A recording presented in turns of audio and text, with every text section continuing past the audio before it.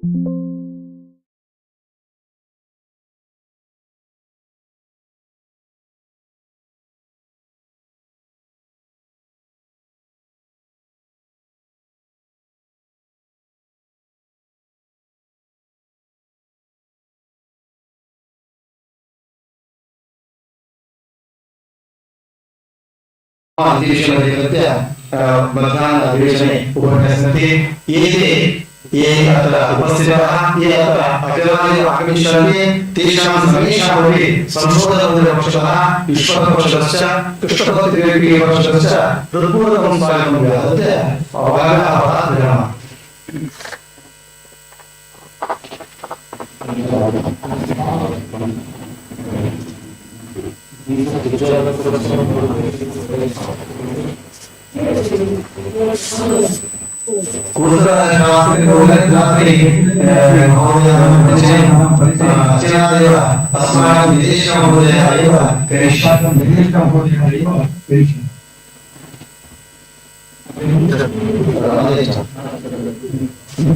कृष्णाय वासुदेवाय हरे परमात्मने प्रणतक्लेशनाशाय गोविन्दाय नमो नमः। कृष्णं वन्दे जगद्गुरुं नमः सभायै सभापतिभ्यश्च।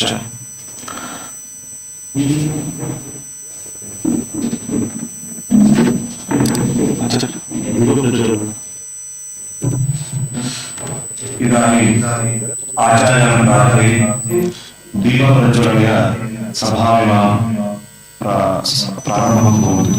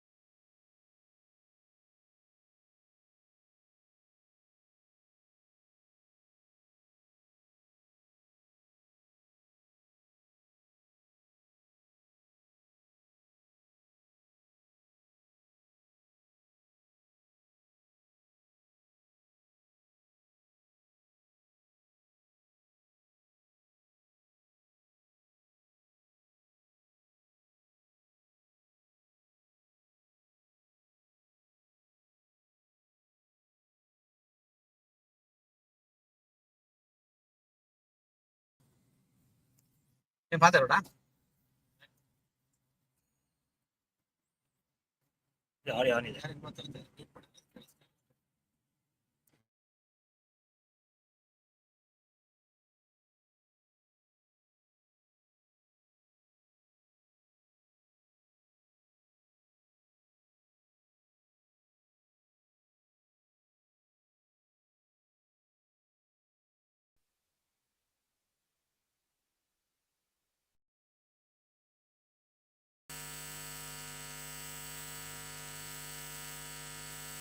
स्वागत आवत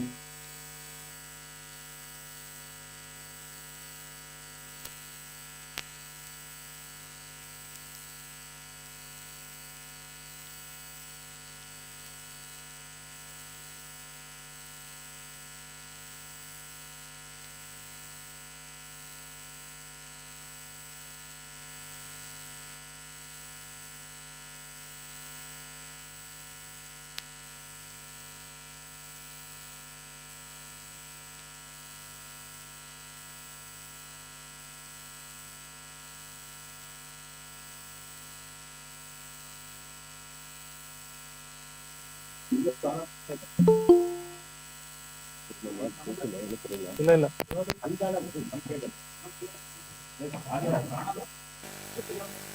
ಸ್ವಾಮಿ ಶುರು ಮಾಡ್ಬೋದು ಸ್ವಾಮಿ.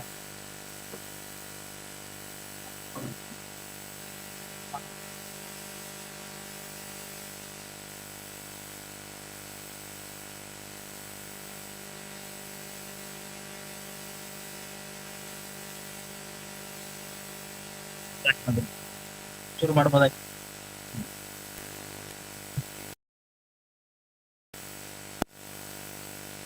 ಅದೇ ಆಚೆ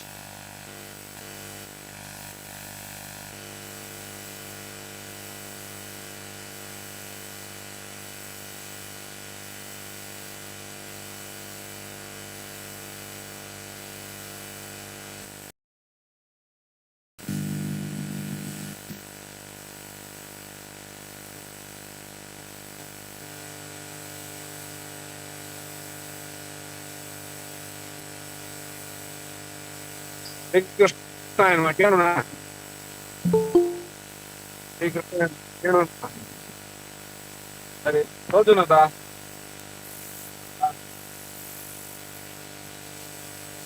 ಕೊಡ್ಬ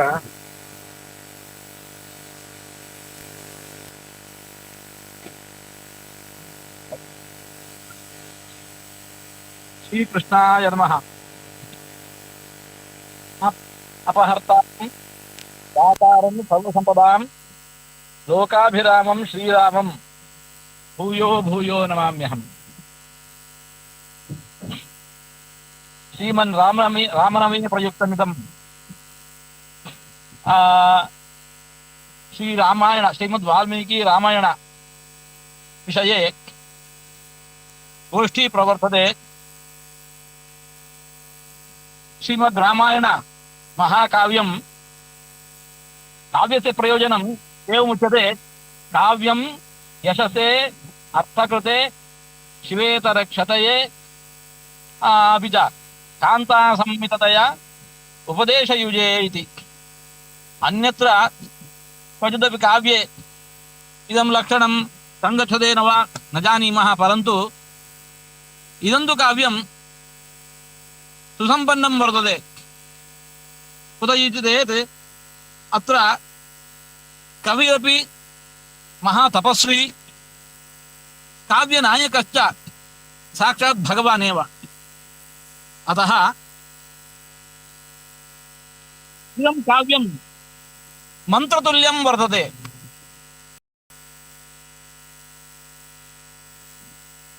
सम्पादकम् अर्थकृते चतुर्विध पुरुषार्थमपि प्रयच्छति.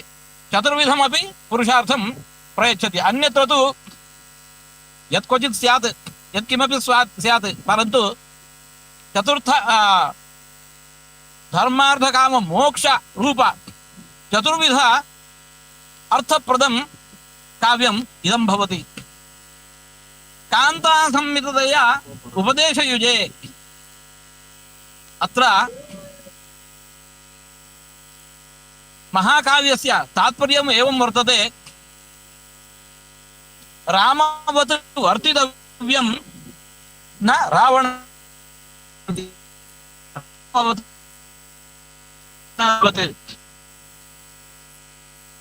श्रीरामचन्द्रः आदर्शपुरुषः तस्य जीवनं समेषाम् अस्माकं मार्गदर्शकं भवति।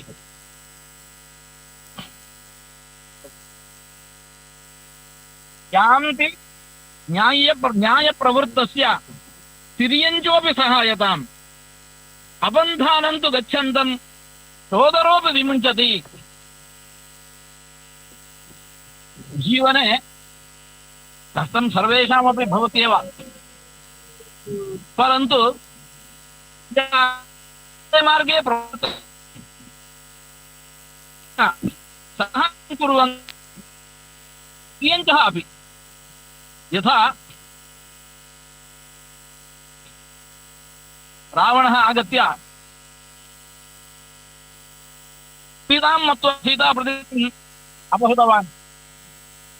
मारीचं हत्वा रामायणः प्रत्यागतः। तदानीम् आश्रमस्थाः मृगाः एकवारं रामस्य मुखं पश्यन्ति, पुनः रावण मार्गं प्रदर्शयन्ति। सीता अस्मिन् मार्गे गता इति मृगाः साहाय्यं कुर्वन्ति। उपरि जटायुदर्शनं समभवत्। सोऽपि सीतापहारं निषेद्धुं रावणं निषेद्धुं सर्वप्रयत्नं कृतवान्, परन्तु विफलः सञ्जातः। तथापि सीताविषयं रामाय निवेद्यम् इति मत्वा प्राणान् धृत्वा स्थितः रामाय सर्वमपि विषयं निवेदितवान्। तदुपरि जाम्बवान्, कपयः एवं सर्वे सहायाः भवन्ति। रामः न्यायमार्गप्रवृत्तः इति। रावणस्तु अधर्ममार्गं शिशेवे। अतः तस्य अंतकाले सोदरः विभीषणः सोदरोऽपि तं मुमुञ्च। एवं रामायण महाकाव्यम् अस्माकं जीवनमार्गं प्रदर्शयति। अतः श्रीमद्रामायण महाकाव्यमिदं सर्वदा अध्येयं वर्तते। तद्विषये इयं गोष्ठी अद्य प्रवर्तते इति मत्वा ज्ञात्वा अत्यन्तं सन्तुष्टाः। सर्वेपि विद्वांसः, बहवः विद्वांसः अत्र आगत्य अस्यां गोष्ठ्यां प्रवृत्ताः। सर्वेभ्योऽपि शुभं भूयात् इति भगवन्तं प्रार्थयामहे। सर्वेभ्यः शुभं भूयात्, शुभं भूयात्।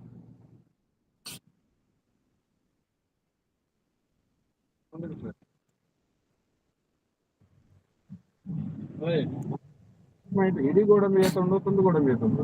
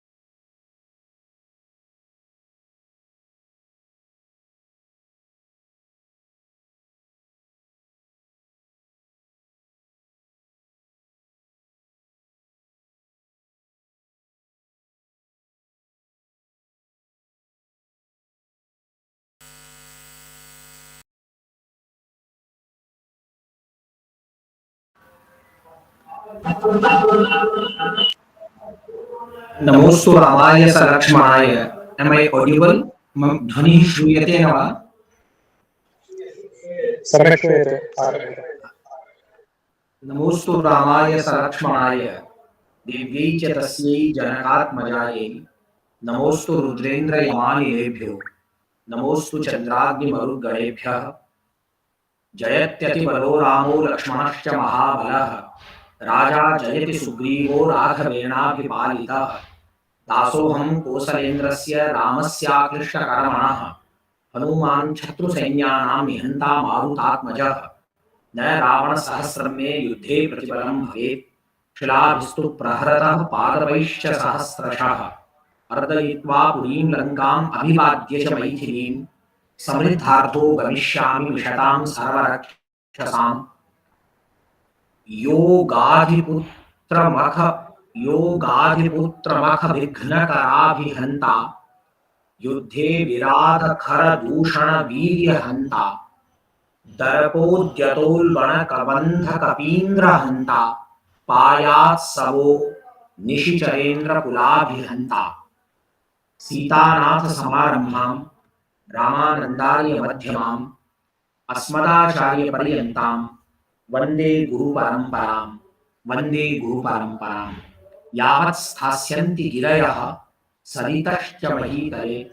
तावत् रामायणकथा लोकेषु प्रचलिष्यति. पूजन्तं राम रामेति मधुरं मधुराक्षरम्. आरुह्य कविताशाखां वन्दे वाल्मीकिकोकिलम्.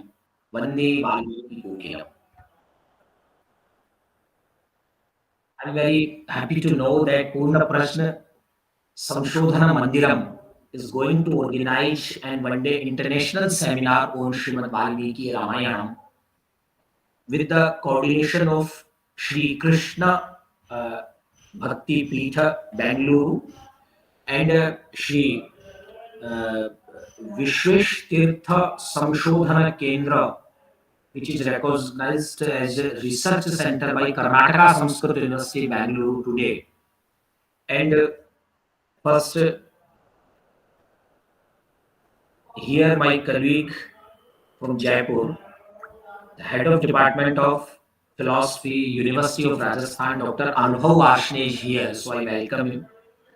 My sir, my teacher, when I joined Rajasthan Sanskrit University in 2012 as an assistant professor in Department of Darshan Shastra in Jagadguru Ramananda Acharya Rajasthan Sanskrit University. Then Professor Veeranarayana Pandurangi ji is a well-known scholar of not only of Nyaya and Vaisheshika, also Dvaita Vedanta, Vishishta Vedanta. He is my teacher. And other guests, Sarvebhyah Namaskaran Vidhiye.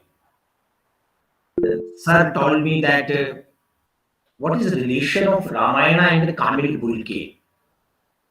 He submitted his PhD on Valmiki on Ramayana, Father Kamil Bulke. So he told me that the subject is Ramayana and Kamil Bulke, and you know that Swami Karpatri Ji Maharaj wrote a book, Ram Katha, and he denied many aspects of which is written by Father Kamil Bulke on Ramayana. But I want to say something about Ramayana and Kamil Bulke. We know that the Ramayana is one of the most ancient epic in Indian culture, integral to understanding the spiritual, moral, and cultural fabric of not only of India but also of South Asia. This epic Ramayana we know attributed to this Bhagavan Sri Valmiki. It is story of a prince who is Ram. It is quest to rescue his wife Sita from the demon king Ravana of Lanka. The narrative has been retold in countless forms over millennia and holds a central place in Indian tradition. It theme, its themes of dharma, righteousness, devotion, and of good over evil resonate deeply with people of many cultures. Ramayana is uh, one of the most influential epics in Sanskrit literature, has been the subject of extensive commentary over the centuries. Many Sanskrit commentaries on the Ramayana provide deeper interpretations. Govindaraj, according to Vishishtadvait philosophy, Raghunath Shiromani Tika on Valmiki Ramayana. Pandurangi ji, my sir, is teaching regularly Valmiki Ramayana to students, and I have connected with him in some direct when he spoke on YouTube or other link.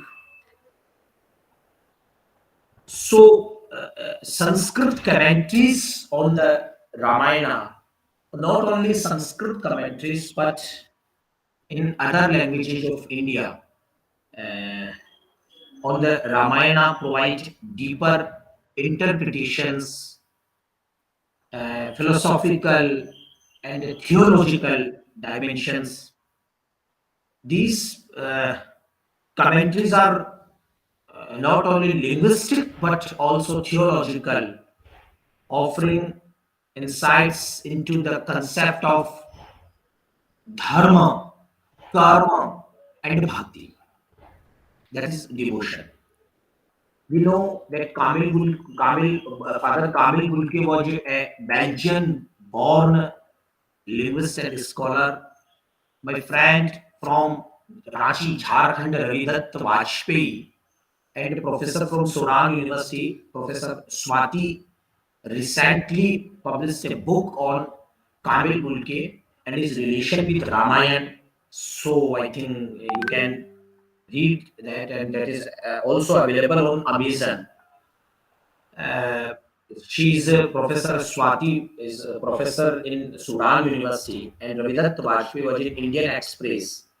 And recent, I read an article in Times of India that what is the relation between Father Kamil Bulke and Ramayana. And really, no doubt, he did a very wonderful work on Ramayana.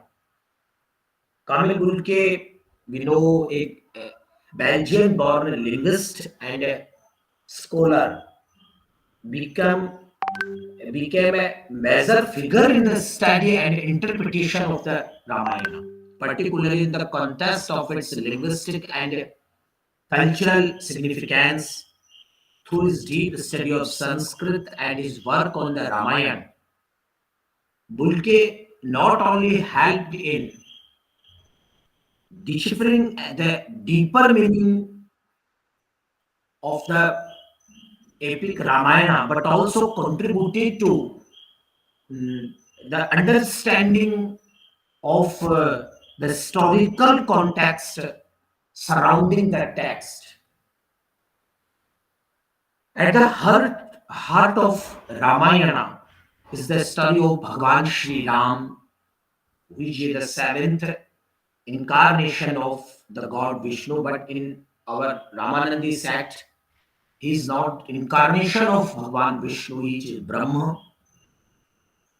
In Ramananda Sampradaya, which I belong, but in tradition of Ramanuj and many other Vaishnavite sects, they and Puranas, according to Puranas, and he was the seventh incarnation of Bhagavan Vishnu, who embarks on a heroic journey to rescue his wife Mata Sita from the demon King Ravana.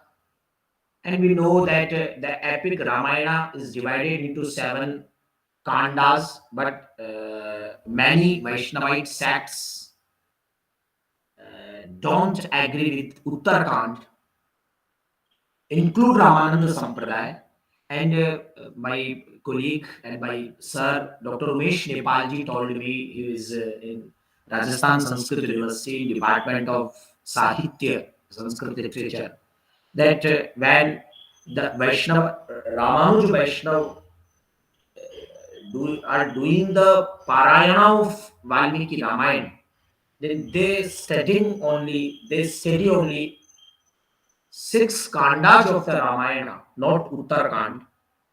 So it is uh, controversial that is there or not. So I'm not going through it. And it's Ramayana's narrative is through the theme of duty, dharma, love, honor, and sacrifice, especially of truth, because Ram is incarnation of dharma. Valmiki said in Ramayana, Ramo Vigrahavan Dharma. So we know that Bhagwan Shri Ram is incarnation, deity of dharma. Rama's life and journey reflect the ideal attributes to a king, a husband, and a man, which have become in uh, in Indian culture, Indian Shastra tradition, Indian philosophy. And Mata Sita, Sri Ram's wife, is the epitome of purity and devotion, while Ravan, the arrogant, represents the consequences of unchecked pride. The characters in the Ramayana are not just mythical figures. Usually, the Western writers say that there is totally myth, and so we cannot accept that. They embody moral lessons that influence the lives of millions. These are not Hindus, but all the many. Certainly, let's delve deeper into Kamil Bulke's contributions and the profound connections between him and the Ramayana, while exploring the lasting impact of his work in the context of both linguistics and cultural exchange. Kamil Bulke's connection to India, because I go on through the Kamil Bulke's book, where I read the Ram Katha, Ramayana, which is published by Varanasi and written by Swami Karpatri ji, Hariharananda Saraswati ji. Then I read something about Kamil Bulke and his connection to India, and it was deeply personal. He was born in Belgium in 1906. He traveled to India in 1930 when he was 24 years old. Kamil Bulke was in India, and he traveled to India when he was only 24 years old. I think 24 years student in nowadays is doing preparing for his MA or PhD, etc. Although he arrived in India with a primary religion mission, no doubt, that is truth. Then he arrived in India with his religious mission. It did not take it did not take long for him to immerse himself in the rich culture and intellectual heritage of the country. His time in India was transformative, and he began to view the culture, philosophy, and languages with great respect. Great respect. He was particularly drawn to the Indian way of life and its intellectual traditions. Bulke's mastery of Sanskrit and other languages allowed him to interpret text from an insider's perspective. His mastery was not only in Valmiki Ramayana, and he had his knowledge in Ramcharit Manas also, which is written by Goswami Tulasidas, a holy book in basically in North India, and in Navratra occasion, especially on Ram Navami in North India, people read Ramcharitmanas, and when, especially on the occasion of Ram Navami, when Shri Ram born, then they chant and sing Bhai Prakata Kripala Deen Dayala Kaushalya Hitakari Harshit Mahatari Munimana Khari Adbhut Rupa Vichari, which is written in Balkand by Goswami Shri Tulsidas ji. He was in Uttar Pradesh in 16th century, and he wrote Ramcharitmanas, especially in Awadhi, Hindi, Braj, and Urdu also. So Kamil Bulke read that Ramcharitmanas also, and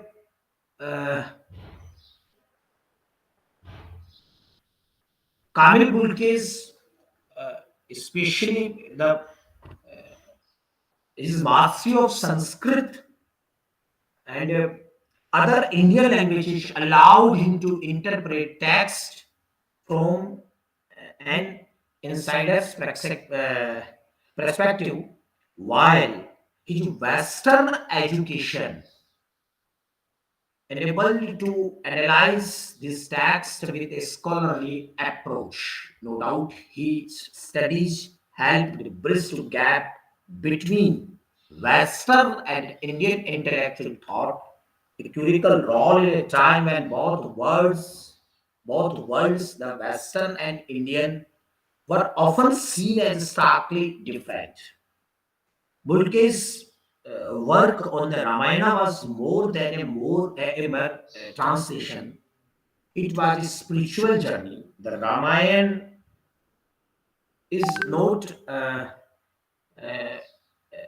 simply a historical or mythical tale, but a deep moral narrative that provides guidance on how one should lead a virtue in his life, virtues in his life.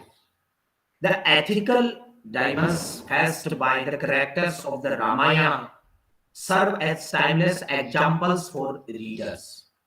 Ram, according to Kamil Bulke, Ram, as the ideal man, constantly makes difficult choices that require him to uphold the dharma. Dharma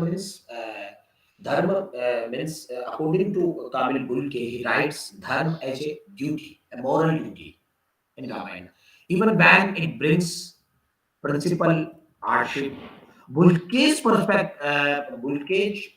perspective on the Ramayana sought to clarify the highlight the importance of these choices. In his translations, he focused basically Bulke focused on the moral and philosophical aspects of the text, aiming to offer readers an understanding of how two principles in the epic could be applied to modern life. He explored the relationship between the characters in the epic, pointing out that even the gods and divine brings in the Ramayana are not about struggle. The ultimate message of the Ramayana is that one must persist through adversity with faith, virtue, and devotion to higher principles. The story of Sita, he wrote in Ramayana in his thesis. The story of Sita, for instance, is central not just to the. Just I'm reading his sentence. Kamil Bulke, the story of he wrote that the story of Sita, for instance, is centered not just on to the plot but to the lessons on loyalty, purity, and resilience. Sita's character in Bulke's analysis becomes a model of unwavering devotion not just to her husband but to Dharma itself. That is beauty of Bulke, making her own the central moral pillars of the epic. Her objection and subsequent trials are symbolic of the challenges one faces when remaining steadfast in one's values in a world filled with temptations and moral quandaries. So we can say that Bulke's deep knowledge of Sanskrit, no doubt, allowed him to explore the linguistic within the Ramayana that many others had overlooked. His work was not just about translating words only, it was about understanding the deeper meaning embedded in each sentence. For instance, he highlighting the secret and philosophical underpinnings of the language used in the Ramayana, which reflects a unique combination of devotion, duty. Sanskrit is often regarded as a language of great patience and beauty, especially in how it conveys subtle spiritual truths. Kamil Bulke's ability to work within this linguistic framework enabled him to uncover layers of meaning that were crucial to understanding the Ramayana, not just a story but a spiritual text. His translations often provided explanations of Sanskrit words, making sure readers understood the layers of meaning and context behind each phrase. So I'm concluding because that is already, I think, 11:13, and I'm here. Kamil Bulke's legacy extends beyond his translations of the Ramayana. He helped to solidify the notion that Eastern and Western scholars could engage in dialogue with respect and a mutual understanding. His work on the Ramayana remains influential, especially for those interested in the philosophical and linguistic in Sanskrit literature or basic or other Indian literature. In today's world, where globalized interactions have made cross-cultural exchange more vital than ever, the work of scholars like Kamil Bulke remains relevant. His approach exemplified how deep cultural understanding and respect could foster a shared intellectual and spiritual dialogue that transcends borders. The Ramayana, especially the Valmiki Ramayana or Kamil Bulki's Ramcharitmanas, through his lens, continues to be a source of reflection on the nature of good and evil, the importance of moral integrity, and the power of devotion. I am really heartful by thanks to Professor Pandurangi ji and other and my friend, the head of Department of Philosophy, Dr. Anubhav Varshney, University of Rajasthan, Jaipur is here. I also welcome. And thanks to Maharaji, Vishwa Prasanna Tirtha Swami ji, and other scholars and students. Namaskar.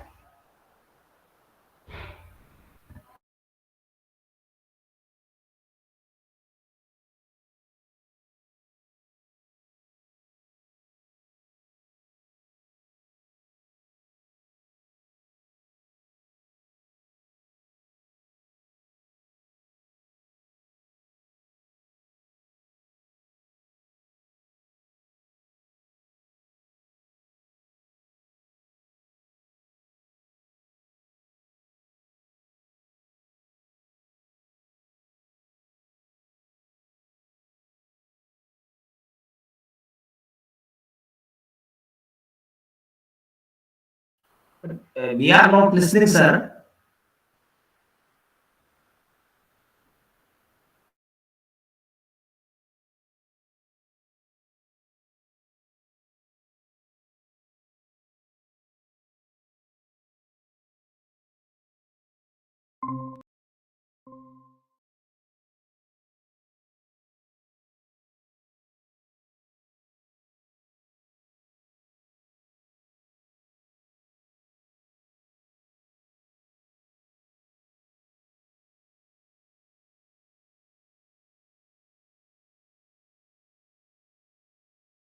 प्रवचनेन ज्ञायते।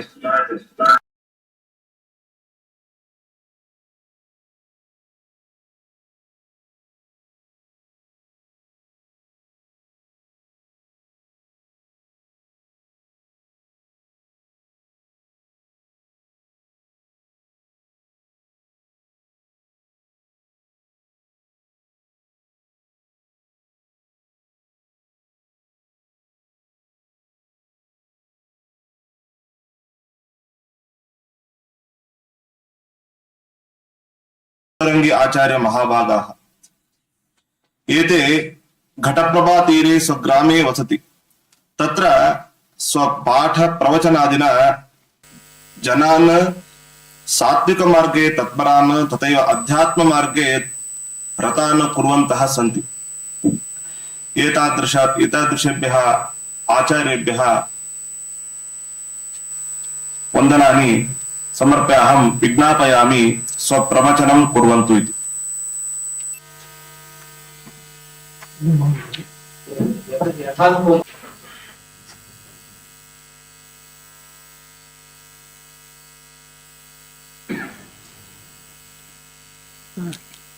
ಶ್ರೋತೃಗಳು ಯಾರು ಅಲ್ಲಿ ಯಾರು ಕೇಳೋರಿದ್ದಾರೆ? ಇಲ್ಲ ಅವರು ಕೋಸಲೇಂದ್ರ ಶ್ರೋತೃಗಳು ಕೇಳೋರಿದ್ದಾರೆ. Join ಆಗಿದ್ರು ಮುಗಿತಲ್ಲ ಆನ್ಲೈನಲ್ಲೇ ಪ್ರಸಾರ ಕನ್ನಡದಲ್ಲಿ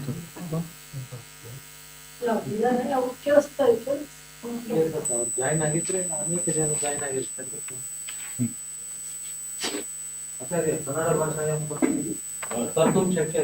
ಕನ್ನಡ ಭಾಷೆಯ ಸಂಸ್ಕೃತ ಭಾಷೆ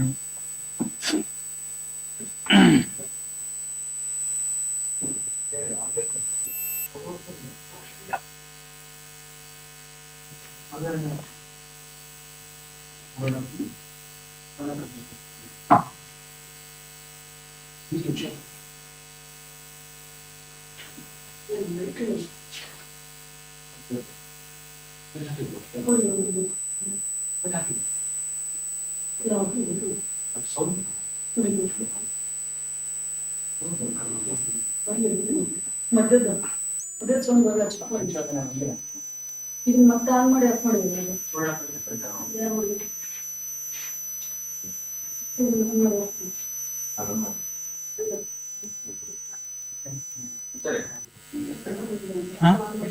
ಸರಿ.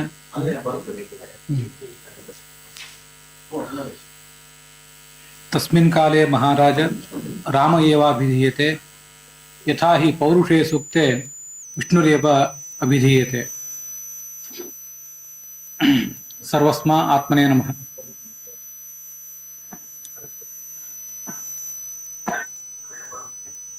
In fact, the matter given to me is the distortion of the story of Ramayana. But I seek your permission to change the matter to some extent. Distortion of Ramayana, distortion of the story of Ramayana, as done by so many Kannada literary giants and some other Sanskrit poets and Kannada poets also. यद्यपि संस्कृत भाषायां उक्तं सर्वेपि ज्ञातुं शक्नुवन्ति, तथापि अस्मिन् कृष्णभक्तिपीठ संस्थाने पूर्णप्रज्ञ संशोधन संस्थाने च सौलभ्यार्थं यदि कन्नड भाषायाम् अपि मध्ये मध्ये व्यवह्रियते तदा सौलभ्यं भवति इति चिन्तयामि। अतः कर्नाटकभाषायामपि किञ्चित् वक्तुम् इच्छामि। ಆರಂಭದಲ್ಲಿ ಒಂದು ಶ್ಲೋಕ ನಂಗೆ ನೆನಪಿಗೆ ಬರ್ತದೆ. ಅಪಾರೆ ಕಾವ್ಯ ಪ್ರಪಂಚೆ ಕವಿರೇಕಃ ಪ್ರಜಾಪತಿ ಯಥಾಸ್ಮೈ ರೋಚತೆ ವಿಶ್ವಂ ತಥೇದಂ ಪರಿವರ್ತತೆ ಅಂತ. ಡಿಸ್ಟಾರ್ಷನ್, ತಿರುಚಿ ಹೇಳುವುದು, ಈ ಕಥೆಯನ್ನು ತಿರುಚಿ ಹೇಳುವುದು ಅಂತಂದಾಗ ಅನೇಕ ವಿಷಯಗಳನ್ನ ಗಮನಕ್ಕೆ ತಗೊಳ್ಬೇಕು ಅಂತ ನನಗೆ ಕಾಣಿಸ್ತು. ಕಥೆಯನ್ನು ತಿರುಚಿ ಹೇಳಿದ್ದು ಯಾರ್ಯಾರು ಹೇಳಿದ್ದಾರೆ ಅನ್ನೋದ್ರ ಬಗ್ಗೆ ಒಂದು ವಿಷಯವನ್ನು ನೀವು ನನಗೆ ಕೊಟ್ಟಿದ್ದೀರಿ. ಆದ್ರೆ ತಿರುಚಿ ಹೇಳುವುದು, ಕಥೆಯನ್ನು ತಿರುಚಿ ಹೇಳುವುದು, ಆ ಮೂಲಕ ಮೂಲ ಕಥೆಯನ್ನೇ ಮರೆತು ಬಿಡುವುದು ಅಂತ ಆದಾಗ ಅನೇಕ ಜನರು ಅದನ್ನ ಮಾಡಿದ್ದೆಲ್ಲ ಗಮನಕ್ಕೆ ತಗೊಳ್ಬೇಕು ಅಂತ ನನಗೊಂದ್ಸರಿ ಕಾಣಿಸ್ತು. ಯಾವುದೋ ನಾವು ನೀವು ಯಾರೋ ಕಥೆಯನ್ನು ತಿರುಚಿ ಹೇಳಿದ್ದೀರಿ ಅಂತ ಯಾರೋ ಕೆಲವ್ರ ಕಡೆ ನಮ್ ಬೆರಳು ತೋರಿಸಿ ನಾವು ಕಥೆಯನ್ನು ಎಲ್ಲೆಲ್ಲಿ ತಿರುಚಿ ಹೇಳಿಬಿಟ್ಟಿದ್ದೀವಿ ಅನ್ನೋದ್ರನ್ನ ಮರೆತಂತೆ ಕಾಣಿಸ್ತದೆ. ಹಾಗಾಗಿ ಸ್ವಲ್ಪ ಅದರ ಕಡೆನೂ ಬೆಳಕು ಚೆಲ್ಲಿದ್ರೆ ಚೆನ್ನಾಗಿರ್ತದೆ ಅಂತ ನನ್ಗನ್ನಿಸ್ತು. ಹಾಗಾಗಿ ಸ್ವಲ್ಪ ನಾನು ಸ್ವಾತಂತ್ರ್ಯವನ್ನು ಬಳಕೆ ಮಾಡ್ಕೊಂಡಿದ್ದೀನಿ. ತಾವದನ್ನೆಲ್ಲ ಮನ್ನಿಸ್ಬೇಕು ಅಂತ ನಂದೊಂದು ಪ್ರಾರ್ಥನೆ. ಈ ತಿರುಚುವುದು ಅಂತ ಅನ್ನೋದೇನಿದೆ, ಕಥೆಯನ್ನು ಮಾಡಿ ಹೇಳುವುದು ಅಂತ ಅನ್ನೋದೇನಿದೆಯಲ್ಲ, ಅದನ್ನ ಕೆಲವರು ಕಾವ್ಯಕ್ಕೊಂದು ಮಹತ್ವ ಬರಲಿ ಅನ್ನೋ ದೃಷ್ಟಿಯಿಂದನೇ ಮಾಡಿದಂತೆ ಕಾಣಿಸ್ತದೆ. ಅದನ್ನ ಬಹಳ ಹಿಂದೆಯಿಂದನೂ ಮಾಡ್ತಾನೆ ಇದ್ದಾರೆ. ರಾಮಾಯಣ ರಚನೆ ಆದಂದಿನಿಂದಲೂ ರಾಮಾಯಣ, ಮಹಾಭಾರತ ಇತ್ಯಾದಿ ಎಲ್ಲಾ ಕಾವ್ಯಗಳಿಗೆ ಸಂಬಂಧಪಟ್ಟಂತೆನೂ ಕೂಡ ಅದನ್ನು ನಂಬಿದವರು, ಭಾರತೀಯ ಸಂಸ್ಕೃತಿಯನ್ನು ನಂಬಿದವರು, ಅದನ್ನ ಪ್ರಚಾರಕ್ಕೆ ತರಬೇಕು, ಭಾರತೀಯ ಸಂಸ್ಕೃತಿಯನ್ನ, ಭಾರತೀಯ ಧರ್ಮವನ್ನ ನಾವು ಅನುಸರಿಸಿದ್ರಿಂದಲೇ ಒಂದು ಇಂಪಾರ್ಟೆನ್ಸ್ ಬರ್ತದೆ ನಮ್ಮ ಸಾಂಸ್ಕೃತಿಕ ಜೀವನಕ್ಕೆ, ನಮ್ಮ ಧಾರ್ಮಿಕ ಜೀವನಕ್ಕೆ ಅಂತ ನಂಬಿದವರು ಕೂಡ ಕಾವ್ಯಕ್ಕೊಂದು ಮಹತ್ವ ಬರಲಿ ಅನ್ನೋ ದೃಷ್ಟಿಯಿಂದ ಅನೇಕ ಸಂಗತಿಗಳನ್ನ ವ್ಯತ್ಯಾಸ ಮಾಡಿ ಹೇಳಿದಂತೆ ಕಾಣಿಸ್ತದೆ. ಇದ್ದ ಸಂಗತಿಗಳನ್ನ ವ್ಯತ್ಯಾಸ ಮಾಡಿ ಹೇಳ್ತಾರೆ, ಇಲ್ಲದೇ ಇರುವ ಲೀಲೆಗಳನ್ನೇನೋ ಅಲ್ಲಿ ತಂದು ಸೇರಿಸ್ತಾರೆ. ಕೆಲವು ಸರಿ ಇದ್ದ ವಾಕ್ಯಗಳಿಗೆ ಬೇರೆ ರೀತಿಯಾಗಿ ಅರ್ಥ ಮಾಡ್ತಾರೆ. ಮುಖ್ಯವಾಗಿ ಇದು ಆಗೋದು ಆ ಸಂಭಾಷಣೆಗಳೇನಿರ್ತಾವಲ್ಲ, ಕಾವ್ಯದಲ್ಲಿ ಏನು ಸಂಭಾಷಣೆಗಳಿರ್ತವೆ, some different meaning will be given to those dialogues ಅಂತ ಈಗ ಅನಿಸ್ತದೆ. ಅದನ್ನ ಬಹಳ ಹಿಂದೆಯಿಂದನೂ ಕೂಡ ಕಾಳಿದಾಸ ಮೊದಲಾದ ಎಲ್ಲಾ ಕವಿಗಳು ಕೂಡ ಮಾಡ್ತಾನೆ ಇದ್ದಾರೆ. ಮತ್ತೆ ಇವರೆಲ್ಲ ಮಹತ್ವದ ಬುದ್ಧಿ ಇದ್ದವರೇ, ನಮ್ಮ ಸಂಸ್ಕೃತಿ, ನಮ್ಮ ಕಾವ್ಯ, ನಮ್ಮ ಧರ್ಮ ಎಲ್ಲದ್ರ ಬಗ್ಗೆ ಮಹತ್ವ ಬುದ್ಧಿ ಇದ್ದವರೇ, ಅವರೇ ಹೀಗೆ ಮಾಡಿದ್ದಾರೆ. ಮತ್ತೆ ಆಧುನಿಕರಲ್ಲಿ ಈ ಭಾರತೀಯ ಸಂಸ್ಕೃತಿ ಬಗ್ಗೆ ಏನೂ ಮಹತ್ವ ಬುದ್ಧಿ ಇಲ್ಲದೇನೆ ಇದೆಲ್ಲ ವ್ಯರ್ಥವಾದದ್ದು, ಇದ್ರಲ್ಲಿ ಏನೂ ಹುರುಳಿಲ್ಲ ಅಂತ ಅದನ್ನ ನಿಂದನೆ ಮಾಡುವಂಥವ್ರು ಕೂಡ ಅಂಥವ್ರಂತೂ ವಿಶೇಷವಾಗಿ ಅದ್ರ ಬಗ್ಗೆ ಪ್ರಯತ್ನ ಪಟ್ಟೇ ಪಡ್ತಾರೆ. ಹಾಗಾಗಿ ಒಟ್ಟಾರೆ ಮೂಲ ಕಥೆ ಏನು ಅಂತ ಅನ್ನೋದೇ ಅನೇಕ ಬಾರಿ ಮರ್ತು ಹೋಗುವಂತ ಒಂದು ಪ್ರಸಂಗ ಬಂದಿದೆ. ಅನೇಕ ಕನ್ನಡ ಸಾಹಿತ್ಯ, ಇತ್ತೀಚಿನ ಕನ್ನಡ ಸಾಹಿತಿಗಳು ಮತ್ತೆ ಅನೇಕ ಪದ್ಯಗಳು ಈ ಹಿಂದೆ ಒಂದು 100-200 ವರ್ಷದಲ್ಲಿ, 200-300 ವರ್ಷದಲ್ಲಿ ಅನೇಕ ಪದ್ಯಗಳ ರಚನೆ ಆಗಿವೆ, ಪದಗಳ ರಚನೆ ಆಗಿವೆ. ಅಂತಹ ಪದಗಳಲ್ಲಿಯೂ ಕೂಡ ರಾಮನ ಬಗ್ಗೆ ಮತ್ತೆ ಹನುಮಂತನ ಬಗ್ಗೆ ಒಂದೇನೋ ಮಹತ್ವ ಬುದ್ಧಿ ನಮಗೆ ಬರಲಿ ಅನ್ನೋ ದೃಷ್ಟಿಯಿಂದ ಕೆಲವು ಸಂಭಾಷಣೆಗಳನ್ನ, ಕೆಲವು ಲೀಲೆಗಳನ್ನೆಲ್ಲ ಅವರು ಪದಗಳಲ್ಲಿ ಪೋಣಿಸಿರುವುದು ನಮಗೆ ಕಾಣಿಸ್ತದೆ. ಹಾಗಾಗಿ ಎಲ್ಲಾ ಸಂಗತಿಗಳನ್ನು ಗಮನಕ್ಕೆ ತಗೊಳ್ಬೇಕು ಅಂತ ನನಗೆ ಅನಿಸಿತು. ಈ ಆಧುನಿಕರಲ್ಲಿ ನಾವೀಗೇನ್ ನೋಡಿದ್ದೇವೆ, ಒಬ್ಬರಂತೂ ರಾಮ ಸೀತೆ ಅವರ ಪವಿತ್ರವಾದಂತಹ ಸಂಬಂಧದ ಬಗ್ಗೆ ಒಂದು ಕಳಂಕ ತರುವಂತಹ ಮಾತನಾಡಿದ್ರು. ಅದನ್ನ ನಾವೀಗ ನಮ್ಮ ಆಮಂತ್ರಣ ಪತ್ರಿಕೆಯಲ್ಲಿ ಅದೆಲ್ಲ ಮುದ್ರಿತ ಆಗಿದೆ, ನಾವು ಅದು ನೋಡಿದ್ದೇವೆ. ಅದನ್ನೇ ಬಹಳ ಏನು ಹೇಳಬೇಕಾದಿಲ್ಲ ಅಂತ ಕಾಣಿಸ್ತದೆ ನನಗೆ. ಯಾಕಂದ್ರೆ ನಮ್ಮ ಗುರುಗಳಾದಂತಹ ಅಯೋಧ್ಯ ಪುರಾಣಿಕಾಚಾರ್ಯರು ಅದ್ರ ಬಗ್ಗೆ ವಿಮರ್ಶಾತ್ಮಕವಾದಂತಹ ಒಂದು ಗ್ರಂಥವನ್ನೇ ರಚನೆ ಮಾಡಿದ್ದಾರೆ. ನಾವು ಅದೆಲ್ಲ ನೋಡೇ ಇದ್ದೇವೆ. ಅದು ಒಬ್ಬಿಬ್ರು ಹಿರಿಯ ವಿದ್ವಾಂಸರನ್ನು ಮಾತಾಡಿಸಿದಾಗ ಅದು ಯಾಕೆ ಆ ಗ್ರಂಥದ ಬಗ್ಗೆ ಮತ್ತಷ್ಟು ವಿಚಾರ ಮಾಡ್ತಾ ಇದ್ದೀರಿ, ಅದ್ರ ಬಗ್ಗೆ ಎಲ್ಲ ಆಗಿ ಹೋಗಿದೆಯಲ್ಲ ಅಂತ ಅಭಿಪ್ರಾಯ ವ್ಯಕ್ತಪಡಿಸಿದರು. ಮತ್ತೆ ಈಗೊಂದು 20 ವರ್ಷದ ಹಿಂದೆ ಮತ್ತೆ ಕೂಡ ನಮ್ಮ ಕರ್ನಾಟಕ ರಾಜ್ಯದ ಒಂದು ಪ್ರಸಿದ್ಧ ವಾರಪತ್ರಿಕೆಯಲ್ಲಿ ಒಂದು ಧಾರಾವಾಹಿ ಬಂತು, ಸೀತೆಯ ಹೆಸರಿನ ಕುರಿತಾದ ಧಾರಾವಾಹಿ. ಅದನ್ನು ಕೂಡ ಒಬ್ರು ಬರೆದಿದ್ರು. ಅಲ್ಲಿಯೂ ಕೂಡ ರಾವಣ ಸೀತೆಯ ಬಗ್ಗೆ ಏನು ವ್ಯವಹರಿಸಿದ, ಅದು ರಾಮನಿಗೆ ಸೀತೆಯ ಮೇಲೆ ಅಪನಂಬಿಕೆ ಬರುವಂತೆ ಆಗಿತ್ತು ಅಂತ ಹೀಗೆಲ್ಲ ತುಂಬಾ ಕ್ಷುಲ್ಲಕವಾದಂತಹ ಅಭಿರುಚಿಯಿಂದ ಚಿತ್ರಿಸಿದ್ದಾಗಿತ್ತು. ಅದನ್ನು ಓದ್ತಾ ಇದ್ದೆ ನಾನು ಕೂಡ. ಅದೆಲ್ಲ ಮುಗಿದ ಮೇಲೆ ನಮ್ಮ ಹಿರಿಯ ಸ್ವಾಮಿಗಳು ತಮ್ಮ ಅವಿರತವಾದಂತಹ ಕಾರ್ಯಕ್ರಮಗಳ ನಡುವೆ ಕೂಡ ಅದನ್ನು ಓದಿ ಅದ್ರ ಬಗ್ಗೆ ಒಂದು ಅರ್ಧ ಪುಟದ ಲೇಖನ ಬರೆದರು. ಏನೋ ಆ ಪತ್ರಿಕೆಯವರಿಗೆ ಏನು ಸದ್ಬುದ್ಧಿ ಬಂತೋ ಗೊತ್ತಿಲ್ಲ, ಅಂತೂ ಅದನ್ನು ಒಂದು ಪ್ರಕಟ ಮಾಡಿದ್ರು. ಅದಾದ್ಮೇಲೆ ಆ ಲೇಖಕರನ್ನ ವಿದ್ಯಾಪೀಠಕ್ಕೆ ಕರೆಸಿ ಮಾತನಾಡುವಂತಹ ಒಂದು ಪ್ರಯತ್ನವನ್ನು ಮಾಡಿದ್ರು ಅಂತ ಕೇಳಿ ಬಂತು ನನಗೆ, ಅಂತರ್ಜಾಲದಲ್ಲೆಲ್ಲ ಸರ್ಚ್ ಮಾಡಿದಾಗ. ಹೀಗೆ ಭಾರತೀಯ ಸಂಸ್ಕೃತಿಯಲ್ಲಿ ಏನೂ ಹುರುಳಿಲ್ಲ ಅಂತ ಅದ್ರ ಬಗ್ಗೆ ಅದನ್ನು ತಿರಸ್ಕಾರ ಮಾಡುವವರು ಕೆಲವರು, ಮತ್ತೆ ಮಹತ್ವ ಬುದ್ಧಿನ ಮಾಡುವವರು ಕೂಡ ಕೆಲವರು ಈಗ ಅದಕ್ಕೆ ಅನೇಕ ಥರದ ಅಪಚಾರಗಳನ್ನು ಮಾಡಿದ್ದಾರೆ ಅಂತ ನನಗೆ ಅದನ್ನ ನೋಡಿದಾಗ ಅನಿಸ್ತು. ನಾವು ರಾಮಾಯಣಕ್ಕಾಗ್ಲಿ ಮಹಾಭಾರತಕ್ಕಾಗ್ಲಿ ಅದಕ್ಕೊಂದು ಮಹತ್ವ ಬುದ್ಧಿ ಬರಬೇಕು, ಅದಕ್ಕೊಂದು ಮೆರುಗು ಬರಬೇಕು ಅನ್ನೋ ದೃಷ್ಟಿಯಿಂದ ಎಲ್ಲೋ ಹೊರಗಿಂದ ತಂದು ಹಾಕಬೇಕಾದ್ದೇನಿಲ್ಲ, ಹೊರಗಿಂದ ಯಾವುದೋ ಕಥೆಗಳನ್ನ ತಂದು ಹಾಕಬೇಕಾದ್ದೇನಿಲ್ಲ. ಅದ್ರಲ್ಲಿ ಇರುವಂತಹ ಸಂಗತಿಗಳೇ ಅನೇಕ ಮಹತ್ವದ್ದಿವೆ. ಅವುಗಳನ್ನೇ ನಾವು ಬಳಕೆಗೆ ತಂದ್ರಾಯ್ತು, ನಾವು ಅರ್ಥ ಮಾಡ್ಕೊಂಡ್ರಾಯ್ತು ಅಷ್ಟೇ. ಹೊಸದಾಗಿ ನಾವು ಅಲ್ಲಿ ಸೇರಿಸಬೇಕಾದದ್ದು ಏನೂ ಇಲ್ಲ. ಆದ್ರೆ ಯಾಕೆ ಹಾಗೆ ಜನ ಮಾಡ್ತಿದ್ದಾರೆ ಅಂತ ಅರ್ಥ ಆಗೋದಿಲ್ಲ. ಕೊನೆಗೂ ಆ ಮೂಲ ಕಥೆ ಏನು ಅಂತ ನಮ್ಗೆ ಅರ್ಥ ಆಗೇ ಹೋಗಿಬಿಡ್ತದೆ. ನಮಗೆ ರಾಮ ಸೀತೆಯರ ಸಂಬಂಧ, ಅವ್ರ ನಡುವೆ ಇರುವಂತಹ ಒಂದು ಪರಮ ಪವಿತ್ರವಾದಂತಹ ಪ್ರೇಮ, ಅದರ ಬಗ್ಗೆ ಮತ್ತೆ ರಾಮ ಮತ್ತು ಲಕ್ಷ್ಮಣ ಅವರಿಬ್ಬರ ನಡುವೆ ಒಂದು ಭ್ರಾತೃತ್ವ ಇತ್ತು, ಅದು ಹೇಗೆ ಆದರ್ಶದಿಂದ ಕೂಡಿತ್ತು, ಅದೆಲ್ಲ ನಮ್ಮ ಜನಮಾನಸವನ್ನ ಮುನ್ನಡೆಸಿದೆ. ಬಹಳ ದೀರ್ಘಕಾಲ ನಮ್ಮ ಜನಮಾನಸವನ್ನ ಅದು ಮುನ್ನಡೆಸಿದೆ. ನಾವು ಏನೋ ಒಂದು ಹೊಸದನ್ನು ಕೊಡಬೇಕು ಸಮಾಜಕ್ಕೆ ಅನ್ನೋ ದೃಷ್ಟಿಯಿಂದ ತೊಡಗಿ ಅಂಥದಕ್ಕೆಲ್ಲ ಅಪಚಾರ ಆಗುವಂತಹ ಒಂದು ಸ್ವಾತಂತ್ರ್ಯವನ್ನ ನಮ್ಮ ಕೈಗೆ ಎತ್ಕೋಬಾರದು. ಹಾಗೆ ಆ ಥರ ಅನೇಕ ಕಡೆ ಕಾಣಿಸ್ತದೆ. ಅದೆಷ್ಟು ಸಂಗತಿಗಳು ರಾಮಾಯಣದ ಕಥೆಯೊಂದರ ಮೂಲಕ ರಾಮ, ಸೀತೆ, ಲಕ್ಷ್ಮಣ, ಭರತ, ಶತ್ರುಘ್ನ ಇವ್ರು ಇರುವಂತಹ ಆ ಒಂದು ಚಿತ್ರವನ್ನ ನೋಡುವ ಮೂಲಕ, ಅಂತ ಒಂದು ಚಿತ್ರ ಯಾರಲ್ಲಿ ಇರಬೇಕು ಅಂತ ಒಂದು ವಿವಾದ ಆಗಿ ಅದು ಅಣ್ಣ ತಮ್ಮಂದ್ರನ್ನು ಒಗ್ಗೂಡಿಸಿದ್ದು ನಮ್ಮ ಡಿ.ವಿ. ಗುಂಡಪ್ಪನವರ ಒಂದು ಕಥೆಯಲ್ಲಿ ಕೇಳಿ ಬರ್ತದೆ. ವೈದಿಕ ಧರ್ಮ ಸಂಪ್ರದಾಯಸ್ಥರು, ಜ್ಞಾಪಕ ಚಿತ್ರಶಾಲೆ, ಅದ್ರಲ್ಲಿ ಕೇಳಿ ಬರ್ತದೆ. ಅಣ್ಣ ತಮ್ಮಂದ್ರ ನಡುವೆ ತೀವ್ರವಾದಂತಹ ಜಗಳ ಆಗಿತ್ತಂತ. ಸಂಪತ್ತನ್ನೆಲ್ಲ ವಿಭಾಗ ಮಾಡ್ಕೊಂಡ್ರು. ಎಲ್ಲಾ ಸಂಪತ್ತನ್ನು ತಮ್ಮ ಬುದ್ಧಿಗೆ ತೋಚಿದಂತೆ ವಿಭಾಗ ಮಾಡ್ಕೊಂಡ್ರು.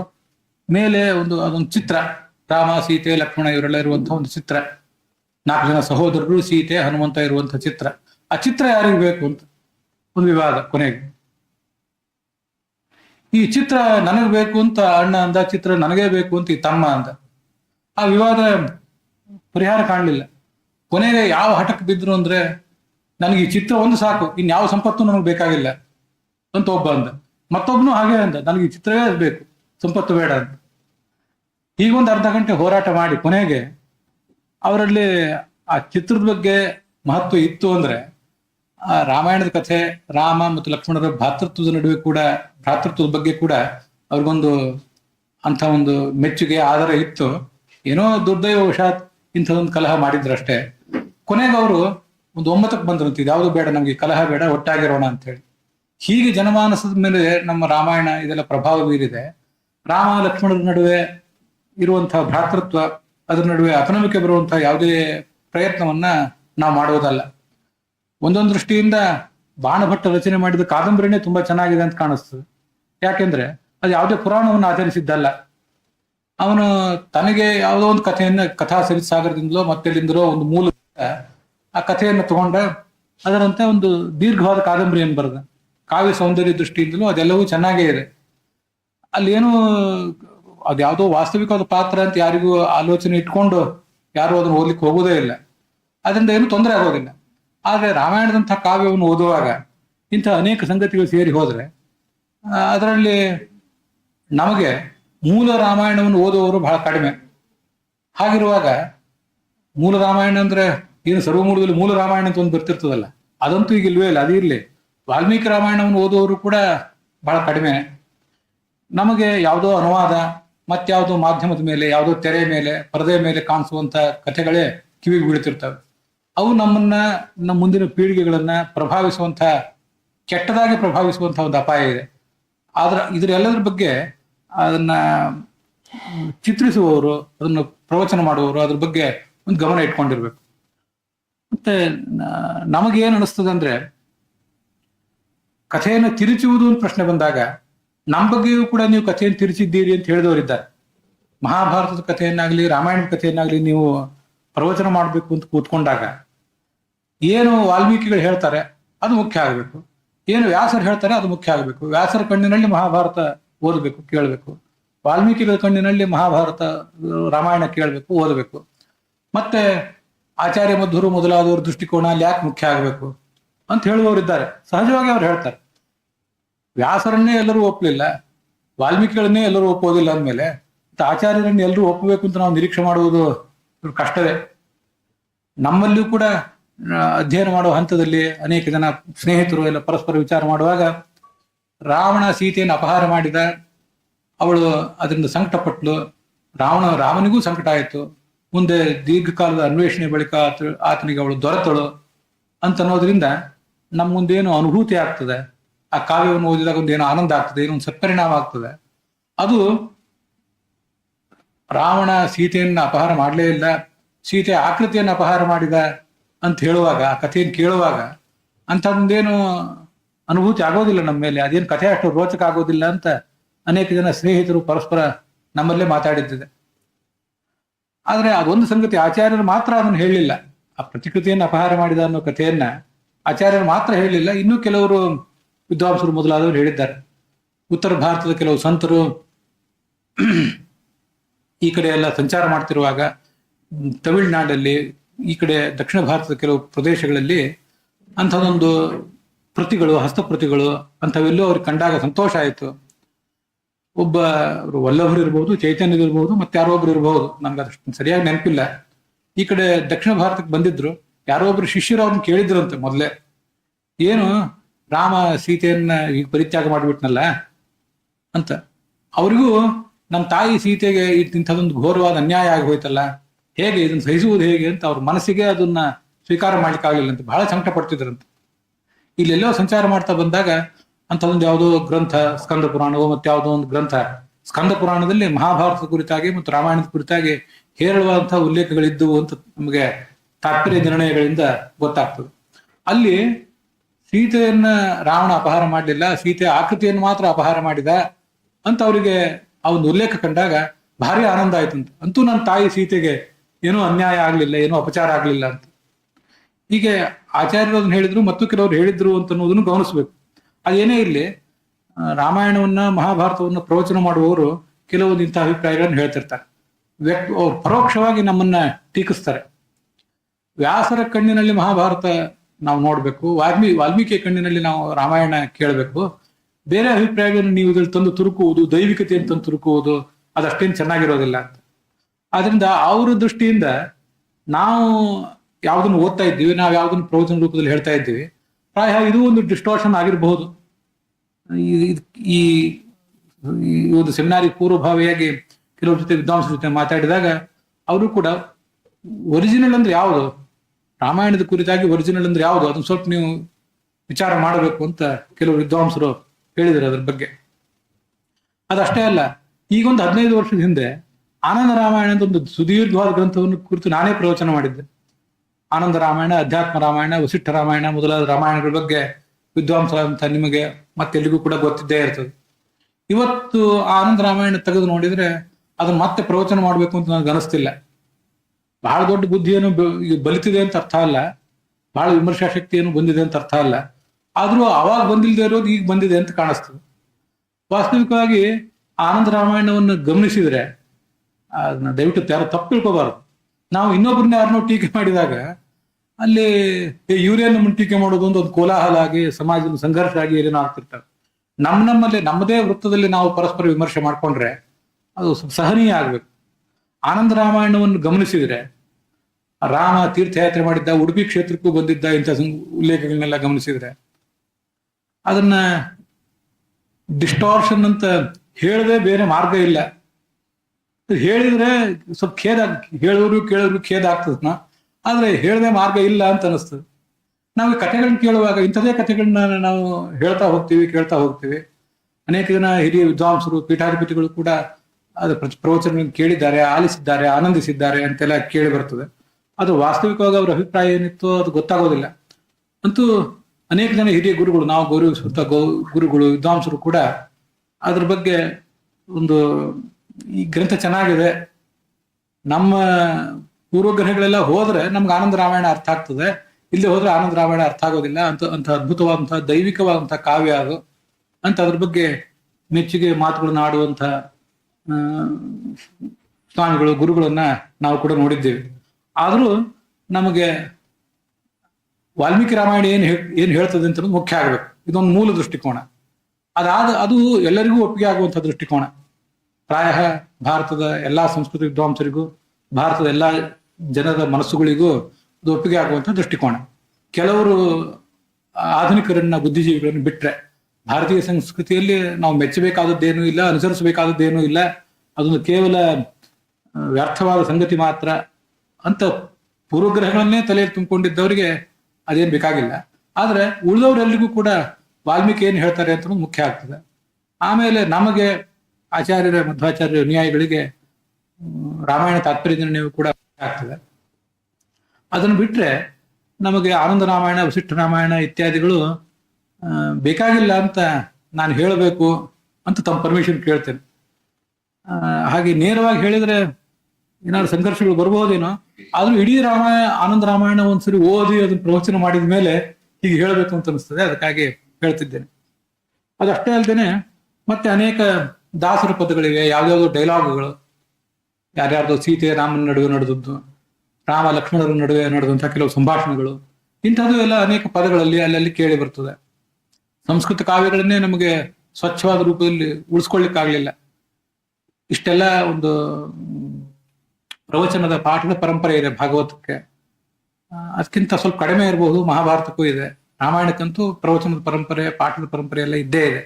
ಅಷ್ಟಾದ್ರೂ ಶುದ್ಧ ರೂಪದಲ್ಲಿ ನಮ್ಮನ್ನು ಉಳಿಸ್ಕೊಳ್ಳಿಕ್ಕಾಗ್ಲಿಲ್ಲ.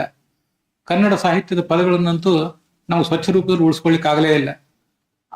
ಆಗಿನ ಕಾಲದಲ್ಲಿ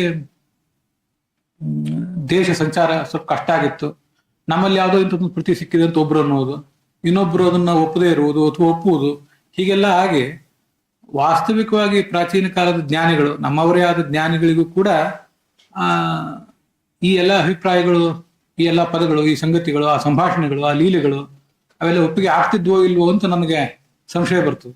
ಆದ್ರಿಂದ ನಾವೆಲ್ಲೇ ಯಾವುದೇ ಲೇಖನ ಬರೆಯುವಾಗ ಈ ಮಾತು ಯಾಕೆ ಹೇಳ್ತಿದ್ದೀನಿ ಅಂದ್ರೆ, ಆಧುನಿಕ ಕಾಲದಲ್ಲಿ ಎಲ್ಲರೂ ಕೂಡ ಬೇರೆ ಕ್ಷೇತ್ರದಲ್ಲಿದ್ದವರು ಕೂಡ, ವಿಜ್ಞಾನಿಗಳಾದವರು ಮತ್ತೆ ಸಮಾಜಕ್ಕೆ ಬೇರೆ ಬೇರೆ ಪರ್ಸನಾಲಿಟಿ ಡೆವಲಪ್ಮೆಂಟ್ ಬಗ್ಗೆ ಪ್ರವಚನ ಕೊಡುವವರು, ಇಂಥವ್ರೆಲ್ಲರೂ ಕೂಡ ಅನೇಕ ತರದ ಕಥೆಗಳನ್ನ ರಾಮಾಯಣ, ಮಹಾಭಾರತ, ಭಾಗವತ ಇತ್ಯಾದಿಗಳಿಂದ ಕೋಟ್ ಮಾಡ್ತಿರ್ತಾರೆ. ಆ ತರ ಕೋಟ್ ಮಾಡಿದ್ರೆ ಕೇಳುವವರಿಗೆ ಅದೊಂದು ಸತ್ಪರಿಣಾಮ ಆಗ್ತದೆ ಅಂತ ಅನ್ನೋದು ಅದ್ರದ್ದೊಂದು ಹಿಂದಿನ ಭಾವನೆ. ಹಾಗೆಲ್ಲ ಮಾಡುವಾಗ ಅನೇಕ ತರದ ಕಥೆಗಳನ್ನು ಹೇಳ್ತಿರ್ತಾರೆ ರಾಮಾಯಣದಿಂದ, ಮಹಾಭಾರತದಿಂದ, ಭಾಗವತದಿಂದ. ಈ ನಮ್ಮ ಪರಿಸ್ಥಿತಿ ಹೇಗಿದೆ ಅಂದ್ರೆ, ವಿಶೇಷತಃ ನನ್ನದೇ ಪರಿಸ್ಥಿತಿ ಹೇಗಿದೆ ಅಂದ್ರೆ, ಇಂಥದೊಂದು ಯಾವುದೋ ಕಥೆ ಈಗ ರಾಮಾಯಣದಲ್ಲಿದೆಯಾ, ಮಹಾಭಾರತದಲ್ಲಿದೆಯಾ ಅಂತ ಕೇಳಿದ್ರೆ ಅನೇಕ ಪುಸ್ತಕಗಳನ್ನು ಓದಿ ಕೊನೆಗೆ ಒಂದ್ ನಿಮಿಷ ತಡೀರಿ, ಮೂಲ ಕಥೆ ಯಾವ್ದಿದೆ ಅಂತ ಸ್ವಲ್ಪ ನೋಡಿ ಹೇಳ್ತೇನೆ ಅಂತ ನಮಗೆ ಗೊಂದಲ ಆಗೋ ಪರಿಸ್ಥಿತಿ ಇದೆ. ಮೂಲ ಗ್ರಂಥಗಳನ್ನೇ ಓದದೇ ಇದ್ದವರು ಮತ್ತೆ ಅಲ್ಲಿ ರಾಮಾಯಣದಲ್ಲಿ ಹೀಗಿದೆ, ಮಹಾಭಾರತದಲ್ಲಿ ಹೀಗಿದೆ ಅಂತ ತಮ್ಮ ಕಥೆಗಳ ನಡುವೆ, ತಮ್ಮ ಕಾರ್ಯಕ್ರಮಗಳ ನಡುವೆ ಅವರು ಕೋಟ್ ಮಾಡಿದರೆ ಜನಸಾಮಾನ್ಯರಿಗೆ ಇಂಥದೇ ಕಥೆಗಳಿದೆ ಅಂತ ಅನಿಸಿಬಿಡ್ತದೆ. ಎಷ್ಟು ಥರದ ಕಥೆಗಳನ್ನ ಕೇಳಿದೆವೋ ಅಂತದನ್ನ ತುಂಬಾ ಸುಲಭವಾಗಿ ಭಾಗವತ ಈಗ ನಮಗೆ ನಾವು ಮಾತಾಡ್ತಿರೋದು ರಾಮಾಯಣದ ಗೋಷ್ಠಿ ಆದ್ರಿಂದ ಭಾಗವತದ ಬಗ್ಗೆ ಹೇಳ್ಬೇಕಾದ್ದೇನಿಲ್ಲ. ಅದು ಪರಿಸ್ಥಿತಿ ಹೇಗಿದೆ ಅಂತ ಸುಮ್ಮನೆ ಒಂದು 2 ಮಾತಿನಲ್ಲಿ ಅದನ್ನು ಹೇಳ್ತೇನೆ. ಕೃಷ್ಣ ಎಲ್ಲರಿಗೂ ತುಂಬಾ ತೊಂದರೆ ಕೊಡ್ತಿದ್ದ ನಂದ ಗೋಕುಲದ ಜನರಿಗೆ. ಆವಾಗ ಗೋಪಿ ಆತನನ್ನ ರೆಡ್ ಹ್ಯಾಂಡ್ ಆಗಿ ಹಿಡ್ಕೊಂಡು ಅವ್ನ ಕೈ ಹಿಡ್ಕೊಂಡು, ಬಾ ನಿನ್ ತಾಯಿ ಹತ್ರ ಕರ್ಕೊಂಡು ಹೋಗ್ತೀನಿ ನಿನ್ನ ಅಂತ ಹೇಳ್ಕೊಂಡು ಬರ್ತಂತೆ. ಇವನು ಬರ್ತಾ ಇದ್ದ, ಬಂದು ತಾಯಿ ಹತ್ರ ಬಂದು, ನೋಡು ನಿನ್ ಮಗ ಹೀಗೆ ಮಾಡಿದ್ದಾನೆ, ಇಂಥವೆಲ್ಲ ತುಂಟಾಟ ಮಾಡಿದ್ದಾನೆ, ಕರ್ಕೊಂಡ್ ಬಂದಿದ್ದೀನಿ ನೋಡು ಅಂತ. ಆ ತಾಯಿ ಕೇಳಿದ, ಎಲ್ಲಿದ್ದ ನನ್ನ ಮಗ, ಎಲ್ಲಿದ್ದಾನೆ ಅಂತ. ಅವಳು ಆ ಗೋಪಿ ಹಿಂಗ್ ತನ್ನ ಕೈ ಕಡೆ ನೋಡ್ಕೊಂಡ್ಲು, ಅಲ್ಲಿ ಕೃಷ್ಣ ಇಲ್ವೇ ಇಲ್ಲ, ಇರುವುದೊಂದು ಮಂಗ. ಕೃಷ್ಣ ದಾರಿಯಲ್ಲಿ ಒಂದು ಮಂಗವನ್ನ ಗೋಪಸ್ತ್ರೀಯ ಮಂಗನ ಕೈಯನ್ನು ಗೋಪಸ್ತ್ರೀಯ ಕೈಯಲ್ಲಿಟ್ಟು ತಾನೆಲ್ಲೋ ಮಾಯ ಆಗಿಬಿಟ್ಟಿದ್ದ. ಅವಳು ಕೃಷ್ಣನನ್ನೇ ಎಳ್ಕೊಂಡ್ ಬರ್ತಿದ್ದೀನಿ ಅಂತ ಆಲೋಚನೆ ಮಾಡಿ ಆ ಮಂಗವನ್ನು ಎಳ್ಕೊಂಡ್ ಬಂದು ಯಶೋದೆ ಎದುರಿಗೆ ತೋರಿಸಿದ್ಲು. ಎಲ್ಲಿದ್ದಾನೆ ಕೃಷ್ಣ ಅಂತ ಅವಳು ಕೇಳ್ತಾಳೆ, ಕೃಷ್ಣನೇ ಇಲ್ಲ ಅಲ್ಲಿ. ಹೀಗೆ ಭಾಗವತದಲ್ಲಿದೆ ಅಂತ ಹೇಳಿದ್ರು ಒಬ್ರು ನನ್ನ ಹತ್ರ. ನನಗೆ ಗಾಬರಿ ಆಗ್ತಿದೆ, ಎಲ್ಲಿದ್ದಾರೆ ಭಾಗವತದಲ್ಲಿದೆ ಅಂತ. ಇಂಥದ್ದು ನೀವು ಕೇಳಿರ್ತೀರಿ, ರಾಮಾಯಣಕ್ಕೆ ಇದು ಬೇಕಾಗಿಲ್ಲ, ಆದ್ರೆ ಇಂಥದ್ದು ರಾಮಾಯಣದಲ್ಲೂ ನಡೆದಿದೆ. ಅಂಥದ್ದೊಂದು ನನಗೆ ಸರಳವಾಗಿ ನೆನಪಿಗೆ ಬರ್ತಿಲ್ಲ. ಇನ್ನು ಹೇಳ್ಬೋದಾದ್ರೆ ಲಕ್ಷ್ಮಣ ರೇಖೆ ಹಾಕಿದ್ದು, ಲಕ್ಷ್ಮಣ ಸೀತೆಯನ್ನ ಈ ಲಕ್ಷ್ಮಣ ರೇಖೆ ದಾಟಿ ಹೋಗ್ಬೇಡ ನೀನು ಅಂತ ಅವಳಿಗೆ ತಾಕೀತ್ ಮಾಡಿದ್ದು, ಆದ್ರೂ ಅವಳು ದಾಟಿದ್ದು, ಇದೆಲ್ಲ ನಿಜವಾದ ಕಥೆಗಳು ಅಂತ ನಂಬಿಬಿಟ್ಟಿದ್ದೀವಿ. ನಮಗೆ ನಾವು ವಿದ್ವಾಂಸರು ಅಂತ ಅನಿಸ್ಕೊಂಡು ಆದ್ಮೇಲಲ್ಲ, ವಿದ್ವಾಂಸರು ಅಂತ ಅನ್ಸ್ಕೊಂಡ ಮೇಲೆ ಕಥೆಗಳನ್ನು ಓದೋದಕ್ಕಿಂತ ಚಿಕ್ಕ ಮಕ್ಕಳಲ್ಲೇ ನಮ್ಮ ಅಜ್ಜ ಅಜ್ಜಿ ಇಂಥವ್ರ ಕಥೆಗಳು ಹೇಳಿದ್ದೆ ನಮ್ಗೆ ಗೊತ್ತಿದೆ. ಅವೇನು ಇನ್ನೂ ನಮ್ಮ ನೆನಪಿನ ಆಳದಿಂದ ಹೋಗ್ಲಿಲ್ಲ. ಇಂಥವೆಲ್ಲ ಕಥೆಗಳನ್ನ ಕೇಳಿ ನಮ್ ಗತಿ ಏನಾಗೋದು ಅಂತ ನನಗೆ ಆಶ್ಚರ್ಯ ಅನಿಸ್ತು. ಎಲ್ಲಿದ್ದಾರೆ ಆ ಕಥೆ ಭಾಗವತದಲ್ಲಿ ಅಂತ ಕೇಳಿ, ಇಲ್ಲಿ ಭಾಗವತದಲ್ಲಿಲ್ಲ. ಇನ್ನು ನೋಡಿ, ಒಂದು ಕನ್ನಡ ಪುಸ್ತಕ ಅಂತ ಅಲ್ಲಿ ಮೇಲೆಲ್ಲ ಭಾಗವತ ಇದೆ, ಕೆಳಗಡೆ ಒಂದು ಅಡಿ ಟಿಪ್ಪಣಿಲಿ ಇಂಥ ಒಂದು ಕಥೆ ಇದೆ. ಯಾರೋ ಒಬ್ರು ನಡುವೆ ಭಾಗವತ ಪ್ರವಚನವಾಗಿ ಹೇಳುವಾಗ ಒಂದು ಮೆರಗಿರ್ಲಿ, ಒಂದು ಸ್ವಾರಸ್ಯ ಇರ್ಲಿ ಅಂತ ಇಂಥದ್ದು ಕಥೆಗಳನ್ನ ಹೇಳ್ತಾ ಹೋಗಿದ್ದಾರೆ. ಮತ್ತೊಬ್ರು ಯಾರೋ ಅದನ್ನು ಪ್ರಿಂಟ್ ಮಾಡಿದ್ರೆ ನಾಳೆ ಭಾಗವತದಲ್ಲಿ ಸೇರಿಸ್ಲಿಕ್ಕೂ ಏನು ಅವ್ರಿಗೆ ಹಿಂಜರಿಕೆ ಆಗೋದಿಲ್ಲ. ಇದು ಗತಿ. ಹೀಗಾದ್ರೆ ಗತಿ ಏನು? ನಾವು ನಮ್ಮ ಬಗ್ಗೆನೂ ಸ್ವಲ್ಪ ಆಲೋಚನೆ ಮಾಡ್ಕೊಳ್ಬೇಕು. ಯಾವ ಪ್ರವಚನ ಆದ್ರೂ ಮಾಡೋಣ, ಏನ್ ಲೇಖನ ಆದ್ರೂ ಬರೆಯೋಣ, ಎಲ್ಲಿಂದಾದ್ರೂ ಕೋಟ್ ಮಾಡೋಣ. ಹೀಗೆ ವಾಲ್ಮೀಕಿ ರಾಮಾಯಣದಲ್ಲಿದೆ, ಹೀಗೆ ತಾತ್ಪರ್ಯ ನಿರ್ಣಯದಲ್ಲಿದೆ. ವಾಲ್ಮೀಕಿ ರಾಮಾಯಣದಲ್ಲಿ ಇದ್ದದ್ದು ರಾಮಾಯಣ ತಾತ್ಪರ್ಯ ನಿರ್ಣಯದಲ್ಲಿ ಇದ್ದಕ್ಕೂ ಈ ವ್ಯತ್ಯಾಸ ಇದೆ ಅನ್ನೋದನ್ನ ನಾವು ಕೆಳಗೆ ಅಲ್ಲಿ ನಮೂದಿಸ್ಬೇಕು. ಇದು ಆನಂದ ರಾಮಾಯಣದಲ್ಲಿದೆ, ಇದು ಇಂಥ ದಾಸರ ಪದದಲ್ಲಿದೆ, ಇಂಥದ್ದು ಬೇರೆ ಒಂದ್ ಕಡೆ ಎಲ್ಲೋ ಇದೆ ಅಂತ ಅನ್ನೋದನ್ನ ನಾವು ಹೇಳಬೇಕು. ವಾಲ್ಮೀಕಿರ ಇನ್ನು ಶ್ರೀಮದ್ ಆಚಾರ್ಯರ ರಾಮಾಯಣ ತಾತ್ಪರ್ಯ ನಿರ್ಣಯವನ್ನೇ ಓದ್ದವರಿಗೂ ಕೂಡ ಕೆಲವರು ಬೇರೆಯವರು ಏನಿರ್ತಾರೆ, ನಮ್ಗೆ ಶ್ರೋತಗಳು ಇರ್ತಾರೆ, ಆಚಾರ್ಯರ ತಾತ್ಪರ್ಯ ನಿರ್ಣಯವನ್ನ ಸಂಪೂರ್ಣವಾಗಿ ಅವ್ರು ಒಪ್ಪದೇ ಇದ್ದವ್ರು ಇರಬಹುದು. ಕೆಲವರು ಕುತೂಹಲಕ್ಕಾಗಿ ವಿತ್ ಅಕಾಡೆಮಿಕ್ ಇಂಟ್ರೆಸ್ಟ್ ಓದೋರು ಇರಬಹುದು. ಅವರಿಗೆ ಅಂಥವ್ರಿಗೆ ನಾವು ವಾಲ್ಮೀಕಿ ರಾಮಾಯಣದಲ್ಲಿ ಏನಿದೆ, ತಾತ್ಪರ್ಯ ನಿರ್ಣಯದಲ್ಲಿ ಏನಿದೆ ಅಂತ ಪ್ರತ್ಯೇಕಿಸಿಯೇ ಕೊಡುವಂಥ ವ್ಯವಸ್ಥೆ ಆಗಬೇಕು. ವಾಲ್ಮೀಕಿ ರಾಮಾಯಣದಲ್ಲಿ ಇಲ್ಲದೇ ಇದ್ದನ್ನು ಯಾವುದೋ ಒಂದು ಆಚಾರ್ಯರು ತಾತ್ಪರ್ಯ ನಿರ್ಣಯದಲ್ಲಿ ಹೇಳಿದಾಗ ಅದ್ರ ಬಗ್ಗೆ ಅವರಿಗೆ ಸ್ಪಷ್ಟವಾಗಿ ಗೊತ್ತಿರಬೇಕು. ಆಚಾರ್ಯರು ಹೀಗೆ ಹೇಳಿದ್ದಾರೆ, ತಾತ್ಪರ್ಯ ನಿರ್ಣಯದಲ್ಲಿ ಹೀಗೆ ಹೇಳಿದೆ, ವಾಲ್ಮೀಕಿ ರಾಮಾಯಣದಲ್ಲಿ ಹೀಗೆ ಹೇಳಿದೆ ಅಂತ ಪ್ರತ್ಯೇಕವಾಗಿ ಗೊತ್ತಾಗುವಂಥದ್ದೇ ಆಗಬೇಕು. ಇಲ್ಲದೆ ಹೋದ್ರೆ ಇದನ್ನು ವಾಲ್ಮೀಕಿ ರಾಮಾಯಣ ಹೇಳಿದೆ ಅಂತ ಇನ್ನೊಂದು ಯಾವುದೋ ಅಭಿಪ್ರಾಯವನ್ನು, ಆಚಾರ್ಯರ ಅಭಿಪ್ರಾಯವನ್ನು ವಾಲ್ಮೀಕಿ ರಾಮಾಯಣದಲ್ಲಿ ನಾವು ಹೇರುವ ಪ್ರಯತ್ನ ಮಾಡಿಬಿಡ್ತೇವೆ. ಅಲ್ಲಿದ್ದದನ್ನು ಇಲ್ಲಿ ಕಾಣ್ತೇವೆ. ಇಂಥವೆಲ್ಲ ಅಸ್ತವ್ಯಸ್ತತೆಗಳಾಗ್ತವೆ. ಕೊನೆಗೆ ಸತ್ಯವಾದ ಸಂಗತಿ ಯಾವುದು ಅಂತ ನಮಗೆ ತಿಳಿಲಿಕ್ಕೆ ಆಗದೆ ಇರುವಂತೆ ಆಗಿಬಿಡ್ತದೆ. ಮೂಲತಃ ಸಂಸ್ಕೃತ ಭಾಷೆನೇ ಇವತ್ತು ಬೆಳಿಗ್ಗೆ ನಿನ್ನೆ ನಾನು ನಮ್ಮ ಸಹೋದರ ವೀರನಾರಾಯಣ ಆಚಾರ್ಯ ಪಾಂಡುರಂಗಿ ಅವರು ಚರ್ಚೆ ಮಾಡಿದಾಗ ಇದೊಂದು ಮುಗಿಯೋದಕ್ಕೆ ಚರ್ಚೆ. ಅದು ಅಜ್ಞಾನಾಧರ್ಷಿತ ಇಂದ್ರ ತ್ವದ್ರೂಪೇಣ ದಿವಕಸ ಮತಿಂಚಕಾರ ದುರ್ಮೇಧ ದೇವರಾಜ ಕುತೂಹಲ, ಇವೆಲ್ಲಾ ಮಾತುಗಳನ್ನ ಅಲ್ಲಿ ಬೇರೆ ಯಾರೋ ಬಿಡಿ, ಸಂಸ್ಕೃತ ವಿದ್ವಾಂಸರೇ, ಆಚಾರ್ಯ ಅನುಯಾಯಿಗಳೇ ಒಬ್ಬೊಬ್ರು ಒಂದೊಂದು ರೀತಿಯಿಂದ ಅದನ್ನ ಇಂಟರ್ಪ್ರಿಟ್ ಮಾಡ್ಲಿಕ್ಕೆ ಸಾಧ್ಯ ಆಗ್ತದೆ. ಸಂಸ್ಕೃತಕ್ಕ ಒಂದು ಶಕ್ತಿ ಇದೆ. ಅನೇಕ ಜನ ಹಿರಿಯ ವಿದ್ವಾಂಸರು ಹೇಳುವಂತೆ ಸಂಸ್ಕೃತಕ್ಕೆ ಇರುವ ಆ ಒಂದು ಶಕ್ತಿ ಏನಿದೆಯಲ್ಲ, ಅನೇಕ ಅರ್ಥಗಳಿಗೆ ತೆರ್ಕೊಳ್ಳುವಂತ ಶಕ್ತಿ, ಅದು ಕೆಲವು ಸರಿ ಸಮಸ್ಯೆಯನ್ನು ತಂದೊಡ್ಡಿದೆ. ಅತ್ಯಂತ ದೊಡ್ಡ ದೊಡ್ಡ ಹಿರಿಯ ವಿದ್ವಾಂಸರು, ನಮ್ಮ ಸಮಾಜಕ್ಕೆ ಹೆಮ್ಮರದಂಥದ ವಿದ್ವಾಂಸರು ಕೂಡ ಸಂಸ್ಕೃತದಲ್ಲಿ ಏನಾದ್ರು ಹೇಳುವುದಂದ್ರೆ ಬಹಳ ಕಷ್ಟ, ಅನೇಕ ಅವಕಾಶಗಳು ಇರುವುದು, ಅನೇಕ ಅರ್ಥಗಳಿಗೆ ಅವಕಾಶ ಇರುವುದು ಅನೇಕ ಸಮಸ್ಯೆಗಳಿಗೂ ದಾರಿ ಮಾಡಿಕೊಡ್ತದೆ ಅಂತಂತಿದ್ರು. ದೇವರಾಜ ಕುತೂಹಲ ಅನ್ನೋದಕ್ಕೆ ಅರ್ಥ ಹೇಗೆ ಮಾಡ್ಬೇಕು, ತದ್ರೂಪೇಣ ದಿವಕಸ ಅಜ್ಞಾನಾಧರ್ಷಿತ ಅನ್ನೋದಕ್ಕೆ ಅರ್ಥ ಹೇಗೆ ಮಾಡ್ಬೇಕು, ಅಹಲ್ಯದು ತಪ್ಪಿತ್ತು ದೇವರಾಜಂದು ತಪ್ಪಿತ್ತು ಅಂತ ಅರ್ಥ ಮಾಡುವವರು ಇದ್ದಾರೆ. ಅದೇನಿಲ್ಲ, ಅದಕ್ಕೆ ಶುದ್ಧವಾಗಿ ದೇವತಾ ಕಾರ್ಯವೇ ಅದು, ಅಹಲ್ಯಗೇನು ಗೊತ್ತೇ ಇರಲಿಲ್ಲ ಅಂತ ಅರ್ಥ ಮಾಡುವವರು ಇದ್ದಾರೆ. ನಮ್ಮ ನಡುವೆನೇ ಇದ್ದಾರೆ. ಇಷ್ಟೆಲ್ಲ ಮೂಲತಃ ಭಾಷೆನೇ ಇಷ್ಟು ಸಮಸ್ಯಾಪೂರ್ಣವಾಗಿದೆ. ಅದು ಅದ್ರ ಶಕ್ತಿಯೂ ಹೌದು, ಅದ್ರ ಸಮಸ್ಯೆಯೂ ಹೌದು. ಅದು ಸಮಸ್ಯೆ ಹೌದು ಅನ್ನೋದನ್ನ ನೀವೆಲ್ಲರೂ ಒಪ್ತಿರೋ ಇಲ್ಲ ನನಗೆ ಗೊತ್ತಿಲ್ಲ, ನನಗಂತೂ ಸಮಸ್ಯೆಯಾಗಿ ಕಾಣಿಸಿದೆ. ಇನ್ನು ಅನೇಕ ಜನ ಹಿರಿಯ ವಿದ್ವಾಂಸರನ್ನ ಮಾತುಗಳನ್ನ ಈ ವಿಷಯದಲ್ಲಿ ನಾವು ಕೋಟ್ ಮಾಡಬಹುದು ಅಂತ ನನಗೆ ಕಾಣಿಸ್ತದೆ. ಆದ್ರಿಂದ ಯಾವುದೇ ಒಂದು ಕಥೆಯನ್ನು ನಾವು ಈಗ ಅನುವಾದ ಮಾಡುವಾಗ ಅನೇಕ ಕಡೆ ಈ translator always skills the author ಅಂತ ಅನ್ನೋದನ್ನ ಕೇಳಿರ್ತೀವಿ. ಅನುವಾದಗಳನ್ನೇ ಓದುವಾಗಂತೂ ಬಹಳ ಎಚ್ಚರಿಕೆಯಿಂದ ಇರಬೇಕು. ಆಧುನಿಕ ಕಾಲದಲ್ಲಿ ಸಂಸ್ಕೃತವನ್ನ ಬೇರೆ ಬೇರೆ ಹಂತದಲ್ಲಿ ಕಲಿಯುವಂತಹ ಒಂದು ತಂತ್ರಜ್ಞಾನದ ಅನುಕೂಲ ಇದೆ. ಆದ್ರಿಂದ ವಿದ್ವಾಂಸರಂತೂ ಸಂಸ್ಕೃತ ಕಲಿಯಲೇಬೇಕು, ಅದಕ್ಕೆ ಬೇರೆ ಮಾರ್ಗ ಇಲ್ಲ. ಅನೇಕ ಜನ ಕೂಡ ಪಾಮರರು, ಲೇಮೆನ್, ಸಂಸ್ಕೃತ ಕ್ಷೇತ್ರಕ್ಕೆ, ಶಾಸ್ತ್ರ ಕ್ಷೇತ್ರಕ್ಕೆ ಅವರು ಅಧಿಕೃತವಾಗಿ ಸಂಬಂಧಪಟ್ಟವರು ಅಲ್ಲದೆ ಹೋದ್ರು ಕೂಡ ನಮ್ಮ ಸಂಸ್ಕೃತಿಯನ್ನ, ನಮ್ಮ ಧರ್ಮವನ್ನ, ಶಾಸ್ತ್ರವನ್ನ ಅರ್ಥ ಮಾಡ್ಕೊಳ್ಬೇಕು ಅಂತಿದ್ದವರು ಕೂಡ ಸಂಸ್ಕೃತವನ್ನ ಈ ಕಲಿಯುವ ಪ್ರಯತ್ನ ಮಾಡ್ತಿರ್ಬೇಕು. ತಮ್ಮ ಕಣ್ಣಿನಲ್ಲೇ ನೋಡ್ಬೇಕು. ಕರ್ನಾಟಕ ಆಚಾರ್ಯದಿರ್ಲಿ, ಕರ್ನಾಟಕ ವಾಲ್ಮೀಕಿ ರಾಮಾಯಣದಿರ್ಲಿ, ನಮ್ಮ ಕಣ್ಣಿನಲ್ಲೇ ನಾವು ಆಯಾ ಗ್ರಂಥಗಳು ನೋಡುವಂತ ಒಂದು ಪ್ರಯತ್ನ ಮಾಡಬೇಕು ಅಂತ ಹೀಗೆ ಇದನ್ನೆಲ್ಲ ನೋಡಿದಾಗ ಕಾಣಿಸ್ತದೆ. ಅಂತೂ ಎಲ್ಲೇ ಏನೇ ಕೋಟ್ ಮಾಡಿದ್ರು, ಎಲ್ಲೇ ಯಾವುದೇ ಕಥೆಯನ್ನು ಬರೆದ್ರು ಕೂಡ ಇಂಥ ಕಡೆ ಇದೆ. ಸಾಮಾನ್ಯ ನಮ್ಮ ಹಿಂದಿನ ಗ್ರಂಥಗಳಲ್ಲಿ ಆ ಥರ ಅದನ್ನ ವಿತ್ ಅಡಿ ಟಿಪ್ಪಣಿ ಹಾಕುವಂತ ಒಂದು ಪದ್ಧತಿ ಇರಲಿಲ್ಲ. ಅವರಿಗೆ ಹೇಳುವ ಗ್ರಂಥಗಳನ್ನು ಬರೆಯುವವರು, ಅದನ್ನು ಓದುವವರು ಎಲ್ರಿಗೂ ಕೂಡ ಆಗಿರ್ತಿದ್ರಾದ್ರಿಂದ ಅವರಿಗೆ ಸಮಸ್ಯೆ ಕಾಣ್ತಿರ್ಲಿಲ್ಲ. ಆಧುನಿಕ ಕಾಲದಲ್ಲಿ ಇದು ಭಾಗವತದಲ್ಲಿದೆಯೋ, ದೇವಿ ಭಾಗವತದಲ್ಲಿದೆಯೋ, ಬಹಳ ಸ್ಪಷ್ಟವಾಗಿ ಅದನ್ನೆಲ್ಲ ಉಲ್ಲೇಖ ಮಾಡಬೇಕು. ಇಲ್ಲದೆ ಹೋದ್ರೆ ಶುಕ್ರಾಚಾರ್ಯನ ಒಂದು ಕಣ್ಣು ಹೋಯ್ತು, ವಾಮನ ಮುಳ್ಳು ಚುಚ್ಚಿದ್ರಿಂದ ಅಂತ ಕಥೆಗಳನ್ನ ಹೇಳ್ತಾ ನಾವು ಆನಂದ ಪಡ್ತಾ ಇನ್ನೊಬ್ಬರನ್ನು ಆನಂದ ಪಡಿಸ್ತಾ ಮುಂದುವರಿಯೋದಾಗ್ತದೆ. ಭಾಗವತದಲ್ಲಿಲ್ಲ, ಎಲ್ಲೋ ಮತ್ತೆ ಯಾವುದೋ ಭಾಗವತದಲ್ಲಿದೆ ಅಷ್ಟೇ. ಇಂಥ ಅನೇಕ ಕಥೆಗಳಿವೆ. ಸಂಬಂಧಪಟ್ಟಂತ ರಾಮಾಯಣ ಆದ್ರೂ ಒಂದೆರಡು ಕಥೆಗಳನ್ನ ವಿಮರ್ಶಾ ದೃಷ್ಟಿಯಿಂದ ನೆನಪಿಗೆ ಬಂದದನ್ನು ಹೇಳಿದೆ. ಒಂದ್ಯಾವುದೋ ಲಕ್ಷ್ಮಣ ರೇಖೆ ಕಥೆಯನ್ನ ರಾಮಾಯಣದಲ್ಲಿ ಬಂದದನ್ನು ಕೂಡ ಹೇಳಿದೆ. ಆನಂದ ರಾಮಾಯಣ ತೆಗೆದುಬಿಟ್ಟು ನೋಡಿದ್ರಂತೂ ಇಂಥ ಅನೇಕ ಕಥೆಗಳು ನಮಗೆ ಸೇರ್ಕೊಂಡು ಹೋಗ್ತವೆ. ಅದರಿಂದ ಸ್ವಲ್ಪ ಅದ್ರ ಬಗ್ಗೆ ನಮ್ ಗಮನ ಇರಬೇಕು. ಬೇರೆಯವರಿಂದ ಅಪಚಾರ ಆಗಿದೆ ಖಂಡಿತ, ಯಾಕಂದ್ರೆ ಅವ್ರು ಅಪಚಾರ ಮಾಡ್ಬೇಕು ಅಂತಾನೆ ಹೊರಟವರು, ಯಾವ ಜವಾಬ್ದಾರಿ ಇಲ್ಲದೆ ಇದ್ದಂಥ ವ್ಯಕ್ತಿಗಳೇ ಅವರು. ಅಪಚಾರ ಮಾಡ್ಬೇಕು ಅಂತ ಹೊರಟಿಲ್ಲ ನಾವು, ನಮ್ಮವರು. ಆದ್ರೂ ಕೂಡ ಅದನ್ನ ನಾವು ಬೇರೆ ಬೇರೆ ಪ್ರವಚನ ರೂಪದಲ್ಲಿ, ಲೇಖನ ರೂಪದಲ್ಲಿ ರಾಮಾಯಣಾದಿಗಳನ್ನ ಇಳಿಸ್ಲಿಕ್ಕೆ ಹೊರಟಾಗ ನಮ್ಗೆ ಗೊತ್ತಾಗಿಯೋ ಗೊತ್ತಾಗದೇನೋ ಇಂಥ ಅನೇಕ ಅಪಚಾರಗಳಾಗಿವೆ. ಡಿಸ್ಟಾರ್ಷನ್ಗಳಾಗಿವೆ. ಆದ್ರಿಂದ ಅವ್ರು ಯಾರೋ ಡಿಸ್ಟಾರ್ಷನ್ ಮಾಡಿದ್ದಾರೆ ಅಂತ ಅವ್ರ ಕಡೆ ಬೆರಳು ತೋರಿಸುವ ಸಂದರ್ಭದಲ್ಲಿ ಒಂದು 3 ಬೆರಳು ನಮ್ಮ ಕಡೆನೇ ಇವೆ. ಇನ್ನೂ ಕೆಲವು ಸಲ ಅನಿಸ್ತದೆ ನನಗೆ ಆ ಮಾತು ಸರಿಯೋ ಹೌದೋ, ನಾವು ಡಿಸ್ಟಾರ್ಷನ್ ಮಾಡಿದ್ರೆ ಹೆಚ್ಚು ಅಂತ ಅನಿಸ್ತದೆ ನನಗೆ. ಇರ್ಬೋದು ಅವರೇ ಮಾಡಿದ್ದು ಹೆಚ್ಚಿರಬಹುದು. ಅದ್ರಲ್ಲೇನು ಅಯ್ಯೋ 56, 46, 56, ಇನ್ನು 56, 66, 46 ಏನು ಅಂಕಿ ಸಂಖ್ಯೆಗಳಿಂದ ಏನು ಪ್ರಯೋಜನ ಇಲ್ಲ ಅಂತೂ ನಾವು ಮಾಡಿದ್ದೀವಿ. ನಮ್ಮ ಕೈಯಿಂದ ಆದರೂ ಆಗಬಾರ್ದು ಅಂತಂದು ನನ್ನ ಅಭಿಪ್ರಾಯ. ಇಲ್ಲಿಗೆ ನನ್ನ ಒಂದು ಆಲೋಚನೆಗಳನ್ನು ತಮ್ಮ ಎದುರಿಗೆ ಇಟ್ಟಿದ್ದನ್ನ ನಾನು ಸಮಾಪ್ತ ಮಾಡ್ತಿದ್ದೇನೆ. ತಾವು ರಾಮಾಯಣದ ಬಗ್ಗೆ ಅಂತ ಕೊಟ್ಟಿದ್ರಿ,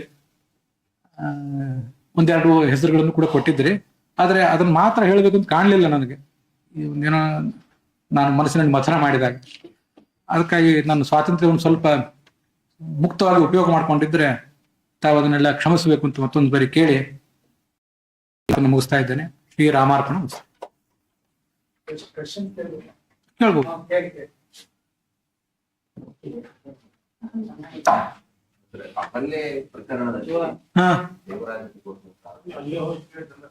ಬಾ ಇಲ್ಲಿ ಬಾ, ಚರ್ಚೆ ಆಗ್ಲಿ. ನಿನ್ನೆ ನಾನು ಚರ್ಚೆ ಮಾಡಿದೆವು ತುಂಬಾ.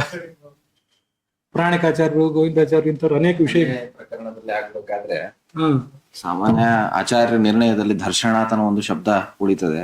ಆದ್ರೆ ನಮ್ಮಲ್ಲಿ ವಿಮರ್ಶಕರು ಆಚಾರ್ಯ ಬನ್ನಂಜಿ ಗೋವಿಂದಾಚಾರ್ಯರು ಆ ಉತ್ತರ ಶ್ಲೋಕಗಳನ್ನ ಪರಿಶೀಲನೆ ಮಾಡಿದಾಗ ಅಲ್ಲಿ ಬನ್ನಂಜಿ ಗೋವಿಂದಾಚಾರ್ಯವಾದ ಅಲ್ಲಿಗೆ ಸಹಜವಾಗಿ ಒಂದು ಆಸಕ್ತಿ ಇತ್ತು ಅನ್ನೋದು, ದೇವರಾಜ ಕುತೂಹಲ ಅನ್ನೋದಕ್ಕೆ ಹೇಗೆ ಸಮಾಸ ಮಾಡಬೇಕು ಅಂತ ಬಂದಾಗ ಅಲ್ಲಿ ಕೃತಾರ್ಥಾಸ್ಮಿ ಹರಿ ಸುರಶ್ರೇಷ್ಠ ಗಚ್ಚ ಶೀಘ್ರ ಮಿತ ಪ್ರಭೋ ಅಂತ ಉತ್ತರ ವಾಕ್ಯಗಳನ್ನೆಲ್ಲ ನೋಡಿದಾಗ ಅವಳಿಗೆ ಇಂದ್ರ ಅಂತ ಗೊತ್ತಿತ್ತು.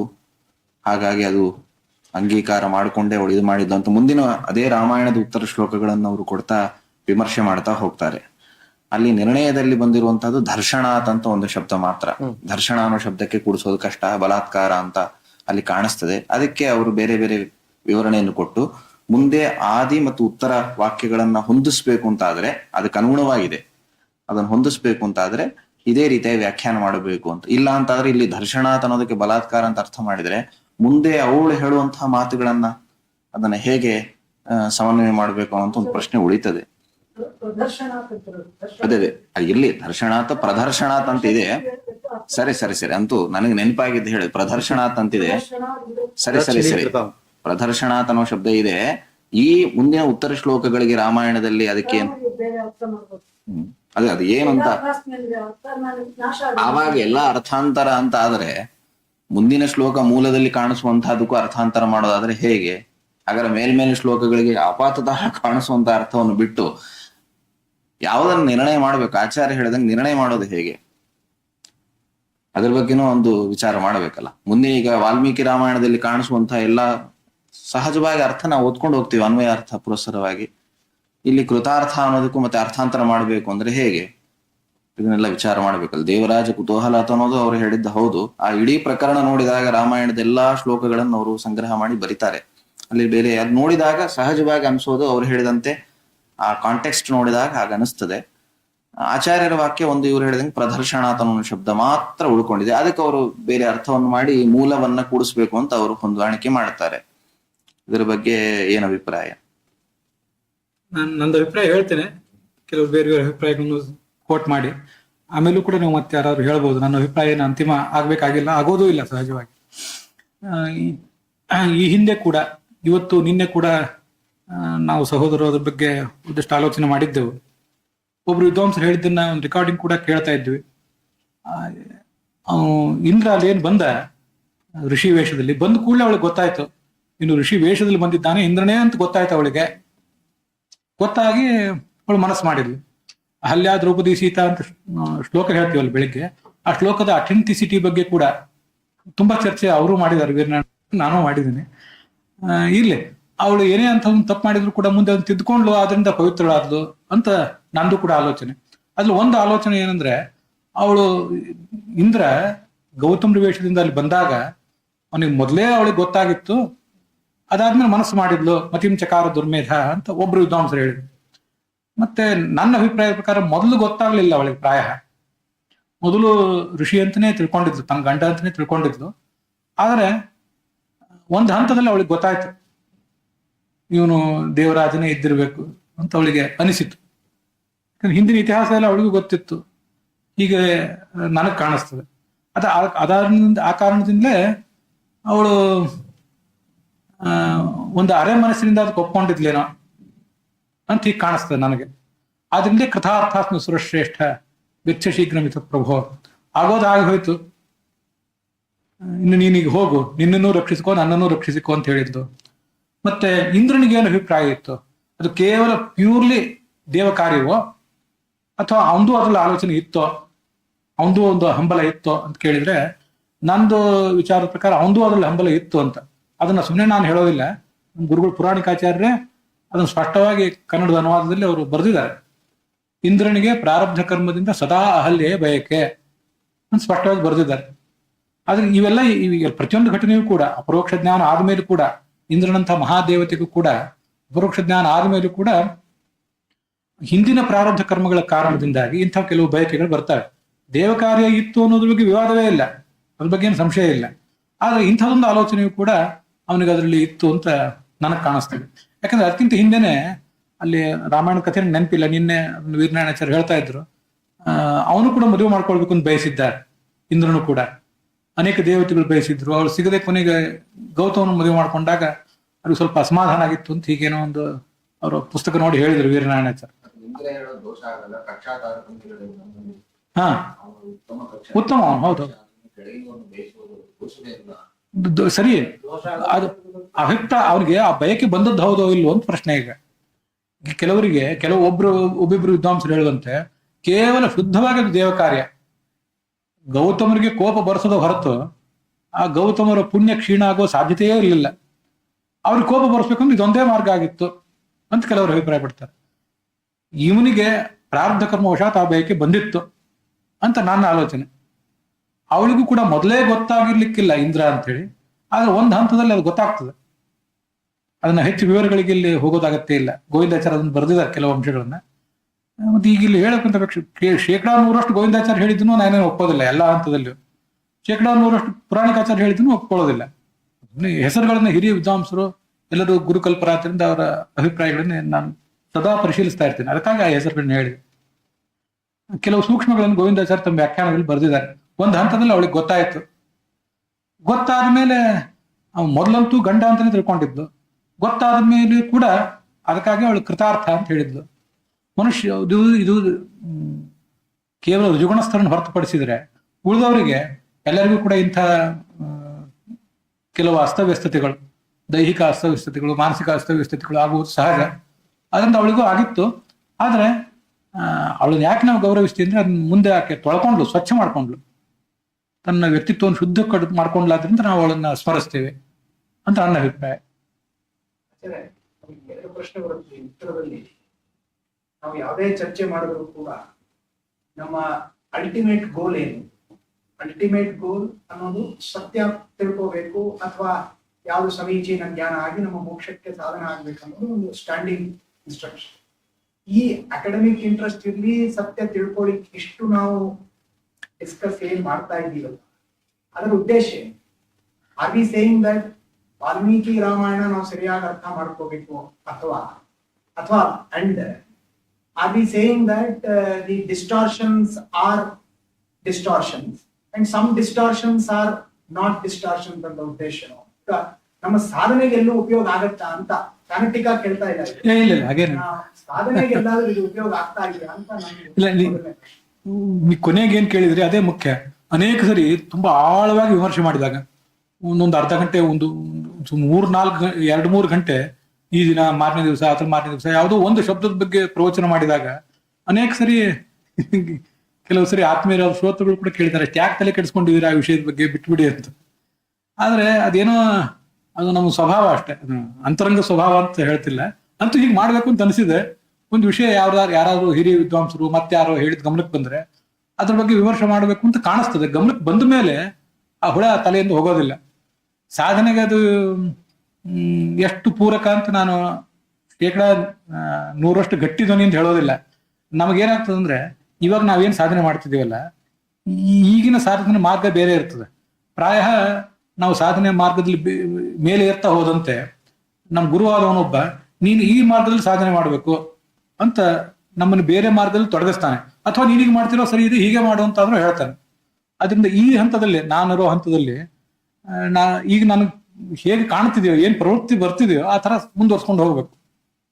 ಇದು ಸಾಧನೆಗೆ ಅತ್ಯುಪಯುಕ್ತ ಆಗಿರೋ ಸಾಧ್ಯತೆ ಇದೆ, ಇಲ್ವೇ ಇಲ್ಲ ಅಂತ ಹೇಳೋದಿಲ್ಲ. ಆದ್ರೆ ಎಲ್ರಿಗೂ ಹೀಗೆ ಅಲ್ಲ. ಅನಾದಿ ಯೋಗ್ಯತಾ ಭೇದ ಪುಂಸಾಂ ದರ್ಶನ ಸಾಧನಂ ನಾನೈವ ಅಂತ ಗೀತಾ ಪ್ರಸ್ಥಾನದಲ್ಲಿ ಹೇಳ್ತಾರೆ. ಒಬ್ಬೊಬ್ರಿಗೆ ಒಂದೊಂದು ಮಾರ್ಗ ಇದೆ. ಅದರಿಂದ ಇದನ್ನ ಅಲ್ಲಗಳಿಗೆ ಬರೋದಿಲ್ಲ. ಇನ್ನೊಂದು ಪರ್ಸ್ಪೆಕ್ಟಿವ್, ಲೌಕಿಕ ಪರ್ಸ್ಪೆಕ್ಟಿವ್. ಈಗ ಒಂದು ಕಂಪನಿ ಬೋರ್ಡ್ ಇರುತ್ತೆ, ಆ ಬೋರ್ಡ್ ಅಲ್ಲಿ ಚೇರ್ಮನ್, ಬೋರ್ಡ್ ಆಫ್ ಡೈರೆಕ್ಟರ್ ಎಲ್ಲ ಇರ್ತಾರೆ. ಹೌದು, ಅವ್ರ ವೇ ಆಫ್ ಥಿಂಕಿಂಗ್, ಅವ್ರ ಸ್ಟ್ರಾಟಜಿಕ್ ಡೆಸಿಷನ್ ಮೇಕಿಂಗ್ ಕೆಳಗಿನವ್ರಿಗೆ ಹಿಡಿಸಿರೋದಿಲ್ಲ. ಅಂದ್ರೆ ಅಲೈನ್ಮೆಂಟ್ ಇರಲ್ಲ. ಬಟ್ ಆ ರೂಮಲ್ಲಿ 10 ಜನ ಏನ್ ಮಾತಾಡ್ತಾರಲ್ವಾ, ಅದು ಕಂಪನಿ ಉದ್ದೇಶದಲ್ಲಿ it would have been a perfect decision. ಯಾಕೆ ಈ ಅನಾಲಜಿ ಕೊಟ್ಟೆ ಅಂದ್ರೆ, ಈ ಬೋರ್ಡ್ ಅನ್ನೋದು ದೇವತೆಗಳು. ಆ ದೇವತಾ ರಹಸ್ಯದಲ್ಲಿ ಇರ್ತಕ್ಕಂತ ಮನುಷ್ಯ ಅಲ್ಲಿಗೆ ಹೋಗ್ತಾ ಇದ್ದಾನೆ. ಸರಿಯಾ? ಕಷ್ಟ ಆಗೋದಿಲ್ಲ. ದೇವತಾ ರಹಸ್ಯನೇ ಬೇರೆ. ನಾವು ಡೊಮೇನ್ ಅಲ್ಲಿ ಇರೋದೇ ಮನುಷ್ಯರು. We are trying to validate the act of a ದೇವತಾ. ಹೌದು, ಅದು ಅನೇಕ ಸಂದರ್ಭದಲ್ಲಿ ಸಾಧ್ಯವೇ ಆಗೋದಿಲ್ಲ. ಗೀತಾ ಪ್ರಸ್ಥಾನದಲ್ಲಿ ಹೇಳುವಂತೆ ಅತ್ಯಲ್ಪ ಪ್ರತಿಭಾನತ್ವ ಮನುಷ್ಯ ಶ್ರುತವೇದಿನ. ನಮ್ಮ ನಡುವೆ ನಾವು ಬದುಕಿರೋ ಕಾಲದಲ್ಲಿ ಅತಿ ದೊಡ್ಡ ಮೆದುಳುಗಳು ಅಂತ ನಾವೇನ್ ನೋಡಿದೀವಿ, ಆ ಮೆದುಳುಗಳು ಒಟ್ಟಾರೆ ಸೃಷ್ಟಿಯಲ್ಲಿ ಅತ್ಯಲ್ಪ ಪ್ರತಿಭಾನ. ಮನುಷ್ಯನಿಗೆ ಕಾಲ ಕರ್ಮ ತಮೋವೃದ್ಧಂ, ಈ ಕಲಿಕಾಲದ ಕಾರಣದಿಂದ, ತಮೋಗುಣದ ಕಾರಣದಿಂದ, ಪ್ರಾರಬ್ಧ ಕರ್ಮದಿಂದ ಬೇಸಿಕ್ ಸಂಸ್ಕೃತನೇ ಅರ್ಥ ಆಗೋದಿಲ್ಲ. ಅತಿ ದೊಡ್ಡ ವಿದ್ವಾಂಸನಿಗೆ ಬೇಸಿಕ್ ಸಂಸ್ಕೃತ ಅರ್ಥ ಆಗೋದಿಲ್ಲ. ಅನೇಕ ಕಡೆ ನಾನು ಅನುಭವಿಸಿಬಿಟ್ಟಿದ್ದೇನೆ. ನನ್ನದನ್ನು ಇನ್ನೊಬ್ರು ಅನುಭವಿಸಿರ್ಬಹುದು, ನನ್ನ ಬೆನ್ನು ನನಗೆ ಕಾಣಿಸೋದಿಲ್ಲ. ಬೇಸಿಕ್ ಸಂಸ್ಕೃತವನ್ನು ಇಂಟರ್ಪ್ರಿಟ್ ಮಾಡೋದ್ರಲ್ಲೇ, ಅದನ್ನ ಅರ್ಥ ಮಾಡೋದ್ರಲ್ಲೇ ವಿಫಲ ಆಗಿಬಿಡ್ತಾರೆ. ಅದರಿಂದ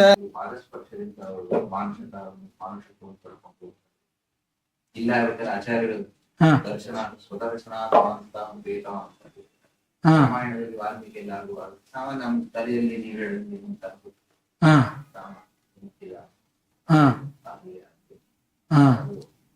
ಅಲ್ಲಿ ಸತ್ಯಧರ್ಮರು ಅತ ಸ್ವದರ್ಶನಂ ಅತತೀತಿ ಅತತಿ ಗಚ್ಚತಿ ಸ್ವದರ್ಶನಂ ಅತ ಸ್ವದರ್ಶನಾತಿ. ವಾಲ್ಮೀಕಿ ರಾಮಾಯಣದಲ್ಲಿ ಅದು ಎರಡು ನೆನಪಿಲ್ಲ, ನಂಗೆ ನೆನಪಿಲ್ಲ. ಅದು ಎರಡರ ಪರವಾಗಿ ವ್ಯಾಖ್ಯಾನ ಮಾಡಿದ್ದಾರೆ ಸತ್ಯಧರ್ಮ.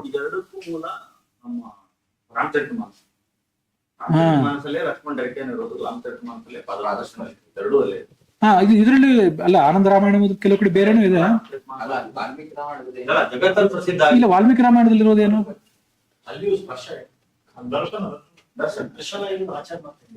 ಅಲ್ಲ, ಪಾದ ಸ್ಪರ್ಶ ಅಲ್ಲಿ ಹೇಳಿ ಬರ್ತದೆ ಅಂತ ಹೇಳ್ತಾರಲ್ಲಪ್ಪ. ಅಲ್ಲ, ಅಲ್ಲಿ ಸ್ಪರ್ಶ ಅಂತ ವ್ಯಾಖ್ಯಾನ ಮಾಡಿದ್ದಾರೆ, ಎರಡು ವ್ಯಾಖ್ಯಾನ ಮಾಡಿದ್ದಾರೆ. ವಿರೋಧ ಪರಿಹಾರ ಅಂದ್ರೆ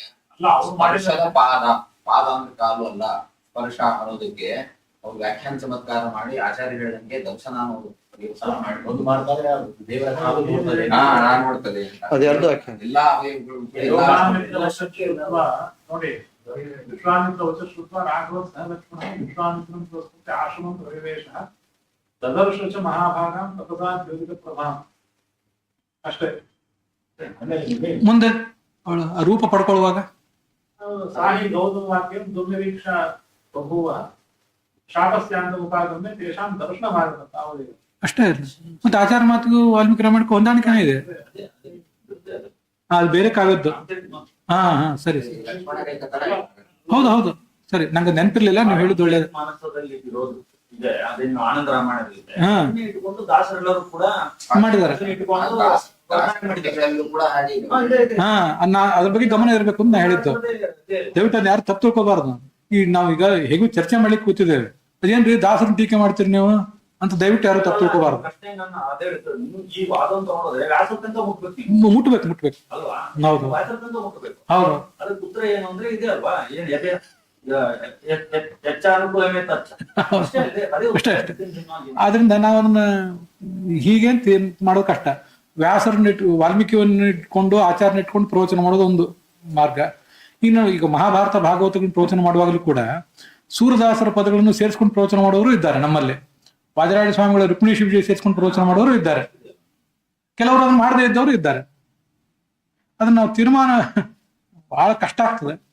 ನನ್ನ ದೃಷ್ಟಿ ಮೊದಲು ವ್ಯಾಸರು, ಆಮೇಲೆ ಆಚಾರ್ಯರು, ಅಲ್ಲಿಗೆ ಸಾಕು ಅಂತ ನನಗೆ ಕಾಣಿಸ್ತದೆ. ಆದ್ರೆ ನನ್ನ ಮಾತೇನು ಅಂತಿಮ ಆಗೋದು ಸಾಧ್ಯ ಇಲ್ಲ.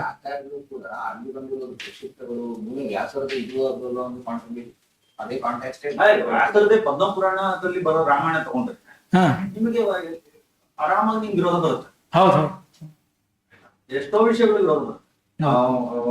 ಯುದ್ಧ ಆಗಿದ್ದು ಘಟನೆ ಇರ್ಬೋದು, ಯಾವಾಗ ಆಯ್ತು ಅನ್ನೋ ವಿಷಯ ಇರ್ಬೋದು, ಎಲ್ಲದಕ್ಕೂ ವಿರೋಧ ಬರ್ತದೆ.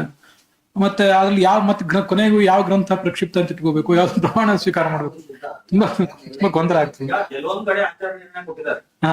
ಕೆಲವು ಕಡೆ ಕೊಟ್ಟಿದ್ದಾರೆ. ಭಾಗವತದಲ್ಲೇ ರಾಮಾಯಣ ಇದೆ, ಮಹಾಭಾರತದಲ್ಲಿ ರಾಮಾಯಣ ಇದೆ, ಭಾಗವತದಲ್ಲೇ ರಾಮಾಯಣ ಕಥೆ ಇದೆಯಲ್ಲ ಇದೆ. ಸೀತೆ ಜೊತೆಗೆ ಎಷ್ಟು ದಿನ ಇದ್ದ ರಾಮ ಅನ್ನೋ ವಿಷಯದಲ್ಲಿ ಗೊಂದಲ ಇದೆ ಭಾಗವತಕ್ಕೂ ಮತ್ತೆ ರಾಮಾಯಣ. ಅವಾಗ ಆಚಾರ್ಯ ನಕ್ಷತ್ರಮಾನ ಅಂತ ಇಟ್ಕೋಬೇಕು ಅಂತ ವಿರೋಧ ಪರಿಹಾರ ಮಾಡಿದ್ದಾರೆ. ನಕ್ಷತ್ರಮಾನ ಅವಾಗ ರಾಮಾಯಣಕ್ಕೂ ಮತ್ತೆ ರಾಮಾಯಣವನ್ನ ಅಪ್ರಮಾಣ ಅಂತ ಮಾಡ್ಲಿಲ್ಲ ಅವರು. ಮಾಡ್ಲಿಲ್ಲ ಭಾಗವತವನ್ನು ಅಪ್ರಮಾಣ ಅಂತ ಮಾಡ್ಲಿಲ್ಲ, ಎರಡಕ್ಕೂ ಸಮನ್ವಯ ಮಾಡಿ ತೋರಿಸಿದ್ರು. ಆ ಮಾರ್ಗ ನಮ್ಗೆ ಬಹಳ ಇಂಪಾರ್ಟೆಂಟ್. ಎಲ್ಲಿ ಅಂದ್ರೆ ಎಲ್ಲಿ ಇದು ಪ್ರಾಮಾಣಿಕ ಗ್ರಂಥಗಳಿಗೆ ಆಚಾರ್ಯ ನಿರ್ಣಯ ಸರಿ. ಒಬ್ಬ ವಿಮರ್ಶಕ ನೋಡ್ಬೇಕು ಅಂತ ಆದ್ರೆ ಈಗಿರೋ ಟೆಕ್ಸ್ಟ್ ಬುಕ್ ತೀರ್ಮಾನ ಮಾಡೋದು. ಈಗ ಆಚಾರ್ಯರನ್ನ ಅವರು ಹೊರಗಿನವರಂತೂ ನಾನು ಅವಾಗಲೇ ಹೇಳಿದ್ನಲ್ಲ, ಅದು ಹಾಗೆ ನೋಡು. ನಾನು ಅನೇಕ ಜನ ಇತ್ತೀಚಿನ ವಿದ್ವಾಂಸರು, ಹಿರಿಯ ವಿದ್ವಾಂಸರು 60-65 ಅಂಚಿನಲ್ಲಿರೋ ಪ್ರವಚನಗಳನ್ನ ಇತ್ತೀಚೆಗೆ ಕೇಳಿದೆ. ಶುದ್ಧವಾಗಿ ಮಹಾಭಾರತವನ್ನು ವ್ಯಾಸರ ಕಣ್ಣಲ್ಲೇ ನೋಡ್ಬೇಕು, ಹಾಗೆ ನೋಡ್ತಾರೆ ಅಂತ ಅವ್ರನ್ನ ಪರಿಚಯ ಮಾಡಿಸೋರು ಮಾಡ್ತಾರೆ. ಅದು ಮೊದಲು ನಮಗೆಲ್ಲ ತಪ್ಪಾಗಿ ಕಾಣಿಸ್ತಿತ್ತು, ಅದೇನು ಹಾಗೆ ಅಂತ. ಆದ್ರೆ ಹಾಗೆ ಯಾಕೆ ನಾವು ಅನ್ಕೋಬೇಕು? ಅವ್ರಿಗೇನು ಆಚಾರ್ಯರು ಸ್ವೀಕಾರಕ್ಕೆ ಯೋಗ್ಯರಲ್ಲ. ಅದನ್ನ ನಾವು ಚರ್ಚೆ ಮಾಡಿ ವಾದ ವಿವಾದ ಮಾಡಿ ನೀವು ಆಚಾರ್ಯ ಹೋಗಿ ಆಮೇಲೆ ಪ್ರವಚನ ಮಾಡಿ ಅಂತ ಹೇಳಿಕ್ ಬರ್ತದೆ. ಆಗೋಕೆ ಪ್ರಾಕ್ಟಿಕಲ್ ಅಲ್ಲ. ಅವ್ರು ಹಾಗೆ ಮಾಡ್ತಾರೆ, ನಾವು ಆಚಾರ್ಯರನ್ನು ಒಪ್ಪೆ ಮಾಡ್ತೀವಿ. ಮುಂದೆ ರುಕ್ಮಿಣಿ ವಿಜಯ ಸೂರದಾಸರ ಪದಗಳನ್ನು ಸೇರಿಸಿ ಪ್ರವಚನ ಮಾಡೋರಿದ್ದಾರೆ. ಅದನ್ನೇ ನಾನು ಕೊನೆಗೆ ಒಂದದ್ದೇನೆಂದ್ರೆ, ನೀವು ಏನನ್ನಾದ್ರೂ ಪ್ರವಚನ ಮಾಡಿ ಏನಾದ್ರೂ ಲೇಖನ ಬರೀರಿ, ಯಾವ ಅಭಿಪ್ರಾಯ ಯಾರ್ದು ಅಂತ ಕೆಳಗೆ ಕಾಣಿಸೋದು ಬಹಳ ಮುಖ್ಯ. ಪ್ರವಚನದಲ್ಲಿ ಅಂಕಿಅಂಶ ಸಮೇತ ಪ್ರವಚನ ಮಾಡ್ಲಿಕ್ಕೆ ಹೋದ್ರೆ ಎಲ್ಲ ಓಡೇ ಬಿಡ್ತಾರೆ. ಅಲ್ಲಿ ಬೇಡ, ಕನಿಷ್ಠ ಪಕ್ಷ ಲೇಖನದಲ್ಲಿ ಆದ್ರೂ ಅಂಕಿಅಂಶಗಳನ್ನು ಹಾಕಿದ್ರೆ ಯಾವ ಅಂಶ ಎಲ್ಲಿ ಬಂದಿರ್ತದೆ ಅಂತ ಅನ್ನೋದನ್ನ ಮುಂದಿನವ್ರಿಗೆ ತಿಳ್ಕೊಳ್ಳಿಕ್ಕೆ ಬಹಳ ಸುಲಭ ಆಗ್ತದೆ. ಅದು ಹಾಕದೇನೆ ಎಲ್ಲವನ್ನೂ ಏಕಪ್ರಕಾರವಾಗಿ ಅನುವಾದ ಮಾಡಿಬಿಟ್ರೆ ಸ್ವಲ್ಪ ಕಷ್ಟ ಆಗ್ತದೆ.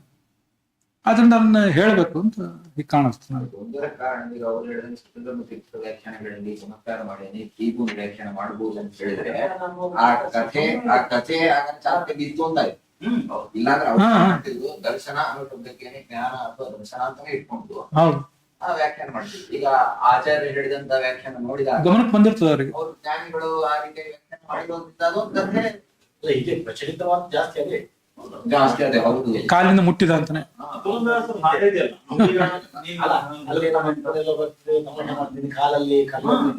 ಅದು ರಾಮಚರಿತ ಮಾನಸದಲ್ಲಿದೆ. ನೀನು ಕಾಲ್ ತಾಕಿ ಒಂದು ಕಲ್ಲು ಹೆಣ್ಣಾಗ್ತು ಅಂತ ಆದ್ರೆ ಹೌದು, ನನ್ ದೋಣಿಯೂ ಹೆಣ್ಣಾಗ್ಬಿಟ್ರೆ ನನ್ನ ಗತಿ ಏನು ಅಂತ ಅವ್ನು ಹೇಳಿದ. ಈ ಕಥೆಗಳೆಲ್ಲ ಕೇಳಿ ತುಂಬಾ ಚೆನ್ನಾಗಿರುತ್ತೆ. ಡೈಲಾಗ್ ದೃಷ್ಟಿಯಿಂದ ತುಂಬಾ ಅದ್ಭುತವಾದ ಡೈಲಾಗ್ಗಳು. ಅಷ್ಟೇ ಸ್ಪರ್ಶನ ಅಂತ ಬಂದೇ ಇಲ್ಲ ಅಲ್ಲಿ. ಅದು ಏನೇ ಇಲ್ಲಿ ಯಾವ ಕಥೆ ಏನಾದ್ರು ಕೋಟ್ ಮಾಡೋಣ, ಕೆಳಗೆ ಇಂಥ ಹೀಗೆ ಅಂಕಿಅಂಶಗಳು ತೋರಿಸಿದ್ರೆ ಎಲ್ಲ ಕಲ್ಪನೆಗಳೇ ಮಾಡ್ಕೋತಾರೆ. ಈಗ ಅಂಗಳದೊಳು ರಾಮನ ಆಡಿದ ಚಂದ್ರ ಬೇಕೆಂದು ತೋರಿದ ಅಂತಿದೆಯಲ್ಲ, ಇದಕ್ಕೇನ್ ಹೇಳಿದ್ರೆ ವಾಲ್ಮೀಕಿ ರಾಮಾಯಣದಲ್ಲಿಲ್ಲ, ತಾತ್ಪರ್ಯ ನಿರ್ಣಯದಲ್ಲಿಲ್ಲ. ಈಗ ದಾಸರು ಅದನ್ನ ತಮ್ಮ ಅಪರೋಕ್ಷ ಜ್ಞಾನದಿಂದ ಕಂಡಿದ್ರು, ಅದರಿಂದ ಹೇಳಿದ್ರು ಅಂತ ಒಂದು ಸಮಾಧಾನ. ಅದನ್ನ ಹೇಳ್ಕೊಂಡು ಪ್ರವಚನ ಮಾಡ್ಬೋದು, ಬೇಡ ಅದ್ ಬಿಡ್ಬೋದು. ನಾವೇ ಡಿಸ್ಟಾರ್ಷನ್ ಜಾಸ್ತಿ ಮಾಡ್ದಂಗ್ ಕಾಣುತ್ತೆ. ಅದೇನು ಬೇಡ, ಹಾಗೆ ಬೇಡ, ಸುಮ್ಮನೆ ಹೇಳಿದೆ. ಅದು ಅದಕ್ಕೆ ಹೇಳಿದೆ, ಅಂಕಿಅಂಶಗಳಿಂದ ಅದನ್ನೇನು ಉಪಯೋಗ ಇಲ್ಲ. ಮಾಡಿದ್ವಿ ಅಂತ ಅನ್ನೋದು ಮಾತ್ರ ನಿಜ. ನಾವೇ ಅಂದ್ರೆ ಏನು ಆಚಾರ್ಯ ಮತ್ತವರ ಹೌದು ಖಂಡಿತ ಮಾಡಿದ್ದೇವೆ. ಎಲ್ಲಿ ಮಾಡಿದ್ದೇವೆ ಅದನ್ನ ಡಿಸ್ಟಾರ್ಷನ್ ಅಂತ ಹೇಳಿದಲ್ಲ. ಅಲ್ಲಲ್ಲ, ನಾನು ಹೇಳ್ತೀನಲ್ಲ, ಯಚ್ಚಾನುಕೂಲ ಅನ್ನೋದನ್ನ ಇಟ್ಕೊಂಡ್ಬಿಟ್ರೆ ಎಲ್ಲ ಸರಿ ಆಗ್ತದೆ. ಲಿಬರೇಷನ್ ತಗೊಳ್ಬಹುದು, ಎಲ್ಲಿ ತನಕ ತಗೊಳ್ಬಹುದು. ಮೂಲ ವಿರೋಧ ಇಲ್ಲ ಇದ್ರೆ ಎಲ್ಲಿ ತನಕ ತಗೊಳ್ಬಹುದು. ಅದಕ್ಕೆ ಹೇಳಿದ್ದೆ ಡಿಸ್ಟಾರ್ಷನ್ ಅಂತ ಅದನ್ನ ಅನ್ಬೇಕೋ ಬೇಡೋ, ನಂಗೆ ಹಾಗೆ ಅನಿಸ್ತು.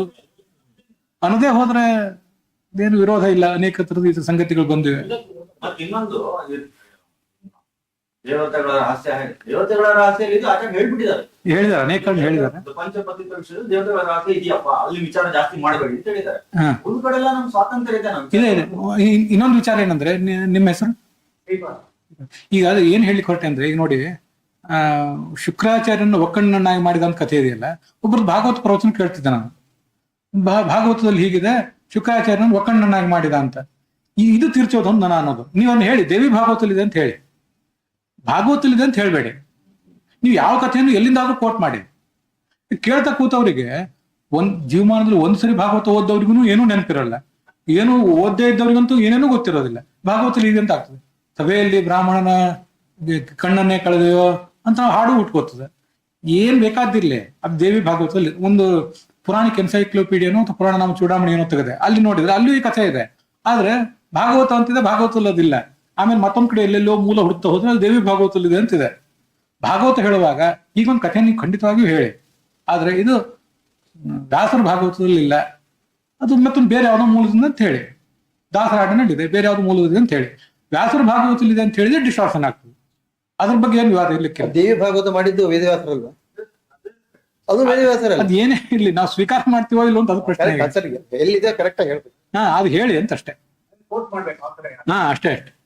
ಡಿಸ್ಟಾರ್ಷನ್ ಅಂತ ನಾವು ಸೌಹಾರ್ದದಿಂದಲೇ ಚರ್ಚೆ ಮಾಡ್ತೀವಿ. ಅದರಿಂದ ಆಚಾರ್ಯ ಅದೇನ್ ಡಿಸ್ಟಾರ್ಷನ್ ಅಲ್ಲ ಅಂತ ನೀವು ಅನ್ಬಹುದು. ನೀವು ಹೇಳಿದ್ರ ಬಗ್ಗೆ ನಮ್ಗೆ ನೀವು ಚರ್ಚೆ ಮಾಡಿದ್ರೆ ಸಂತೋಷ ಆಗ್ತದೆ. ಡಿಸ್ಟಾರ್ಷನ್ ಅನ್ನ ಆ ಪದ ಪ್ರಯೋಗದ ಬಗ್ಗೆ ವಿವಾದ ಇರ್ಬೋದು, ಏನು ದೊಡ್ಡ ವಿಚಾರ ಅಲ್ಲ. ಆದ್ರೆ ನಾವು ಕಥೆಗಳನ್ನ ಹೀಗೆಲ್ಲ ಮಾಡ್ತಿದೀವಿ, ಹೇಳ್ತಾ ಇದೀವಿ. ಬೇಕು ಅದು ಬೇಕು ಅಷ್ಟೇ. ಅದೇ ಮೆರಗನ್ನ ನಾವು ಹೊರಗಿಂದ ಎಲ್ಲಿಂದ ತರಬಾರ್ದು.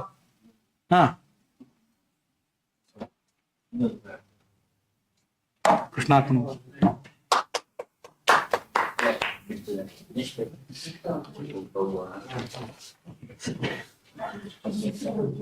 ಪ್ರವಚನವನ್ನು ನೀಡಿರ್ತಕ್ಕಂತಹ ಆಚಾರ್ಯರಿಗೆ ಪ್ರಣಾಮಗಳು. ನೀವು ಕೊಟ್ಟದ ವಿಷಯದ ಬಗ್ಗೆ ಮಾತಾಡಿಲ್ಲ. ಈಗ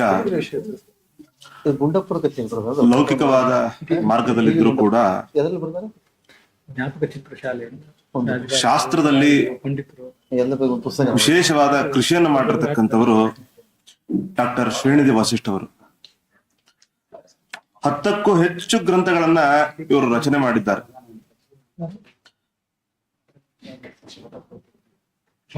ಸಂಕಲನ ಮಾಡಿದ್ದಾರೆ. ವನಮಾಲೆ ಮಿಶ್ರೀಕೃತವಾಗಿರತಕ್ಕಂತಹ ಗೀತಾ ಗೂಢಾರ್ಥ ಚಂದ್ರಿಕಾ, ಸುವರ್ಣ ಮಂಜರಿ, ಭಾಷಾರ್ಥ ಮಂಜರಿ ಇವೇ ಮೊದಲಾದ ಗ್ರಂಥಗಳನ್ನ ಇವರು ಸಂಕಲನ ಮಾಡಿದ್ದಾರೆ. ಬೆಂಗಳೂರು ಮೆಡಿಕಲ್ ಕಾಲೇಜ್ನಲ್ಲಿ MBBS ಮಾಡಿರತಕ್ಕಂತಹ ಇವರು ಆಯುರ್ವೇದ ಮತ್ತು ಬಯೋಮೆಡಿಸಿನ್ ಇವುಗಳ ತುಲನಾತ್ಮಕ ಅಧ್ಯಯನವನ್ನ ಮಾಡಿ IIM ಬೆಂಗಳೂರಿನಿಂದ PhD ಅನ್ನ ಪಡೆದಿದ್ದಾರೆ. ಸಂಸ್ಕೃತಿ ಮತ್ತು ಸಂಸ್ಕೃತವನ್ನ ಪಸರಿಸಬೇಕು ಅಂತಕ್ಕಂಥದ್ದು ಇವರ ಧ್ಯೇಯೋದ್ದೇಶ. ಈ ನಿಟ್ಟಿನಲ್ಲಿ ಪೂರ್ಣಪ್ರಮತಿ ಅಂತಕ್ಕಂತಹ ಶಾಲೆಯನ್ನ ಸ್ಥಾಪಿಸುವಲ್ಲಿ ಇವರದ್ದು ಒಂದು ಪ್ರಮುಖವಾದ ಕೊಡುಗೆ ಇದೆ. ರಾಜಸ್ಥಾನದಲ್ಲಿ ಪದ್ಮನಾಭ ತೀರ್ಥರ ವ್ಯಾಖ್ಯಾನಗಳ ಮ್ಯಾನಸ್ಕ್ರಿಪ್ಟ್ಗಳು ಲಬ್ಧವಾಯಿತು. ಅವುಗಳನ್ನ ಈಗಿನ ಉಪಲಬ್ಧಿ ಇರತಕ್ಕಂತಹ ಮ್ಯಾನಸ್ಕ್ರಿಪ್ಟ್ಗಳು ಇನ್ನು ಗ್ರಂಥಗಳೊಟ್ಟಿಗೆ ತುಲನೆ ಮಾಡಿ ಹೊಸದಾದ ಗ್ರಂಥಗಳನ್ನ ಸಂಕಲನ ಮಾಡಿದ್ದಾರೆ. ಇನ್ನ ನನಗೂ ಕೂಡ ರಾಜಸ್ಥಾನ ಬಿಕನೇರ್ನಿಂದ ವಿಶ್ವೇಶ್ವರ ತೀರ್ಥಕೃತ ಗೀತಾರ್ಥ ವಿವರಣೆ ಅಂತಕ್ಕಂತಹ ಮ್ಯಾನಸ್ಕ್ರಿಪ್ಟ್ ಅನ್ನ PhDಗೋಸ್ಕರ ನನಗೂ ಕೂಡ ಕೊಟ್ಟು ಅನುಕೂಲ ಮಾಡಿಕೊಟ್ಟಿದ್ದಾರೆ. ಆಚಾರ್ಯಲ್ಲಿ ಪ್ರಾರ್ಥಿಸ್ತೇನೆ ತಮ್ಮ ಪ್ರವಚನವನ್ನು ಕೊಡಬೇಕು ಅಂತ.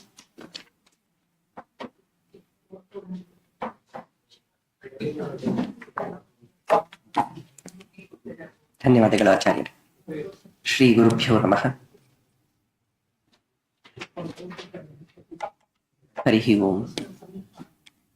ಸಮಸ್ತ ವೇದಾನ್ ಮುಖತಃ ಸಮುದ್ಗಿರತ್ ತುರಂಗ ಶೀರ್ಷಂ ವಪುರಾದಿದೇವಃ ಬಭ್ರೇತು ಯೋ ಬ್ರಹ್ಮನುತಾಯ ತಸ್ಮೈ ಜ್ಞಾನಪ್ರದೋಗ್ಧ್ರೇ ಸತತಂ ನಮಾಮಿ. ಮಹಾವ್ಯಾಕರಣಾಂಬೋಧಿ ಮಂಥಮಾನಸ ಮಂದರಂ ಕವಯಂತಂ ರಾಮಕೀರ್ತ್ಯಾ ಹನುಮಂತಮುಪಾಸ್ಮಹೇ. ಶ್ರೀಮನ್ಮಧ್ವಮಹಾಚಾರ್ಯ ಪದಪದ್ಮೈಕ ಸದ್ಮನಾಂ ಅಣೂನಾಂ ಹತಾಂ ಚಾಪಿ ಭವತಾತ್ ಕರುಣಾಮಯಿ. ಶ್ರೀ ಗುರುಭ್ಯೋ ನಮಃ. ರಾಮಸ್ಯ ಸಮ್ಯಕ್ ಸ್ಮರಣಂ ಹಿ ಸರ್ವದಾ ಧುನೋತಿ ದೋಷಾನ್ ಇತಿ ಚಿಂತಯನ್ನಿದಂ ಸಮಾರಭೆ ಸಂಸ್ಮರಣಾಯ ಕೇವಲಂ ಸಂತೋ ಹಿ ತನ್ವಂತು ಅಧಿಕಾಂ ದಯಾಂ ಮಯಿ. ಶ್ರೀ ಗುರುಭ್ಯೋ ನಮಃ.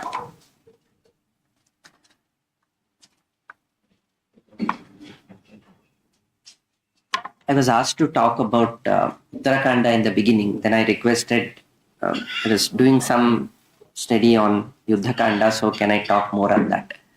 But I then realized that, well, it's not just necessarily the summary of a specific kanda, but we are trying to look at the different perspectives that one needs to get while looking at Ramayana.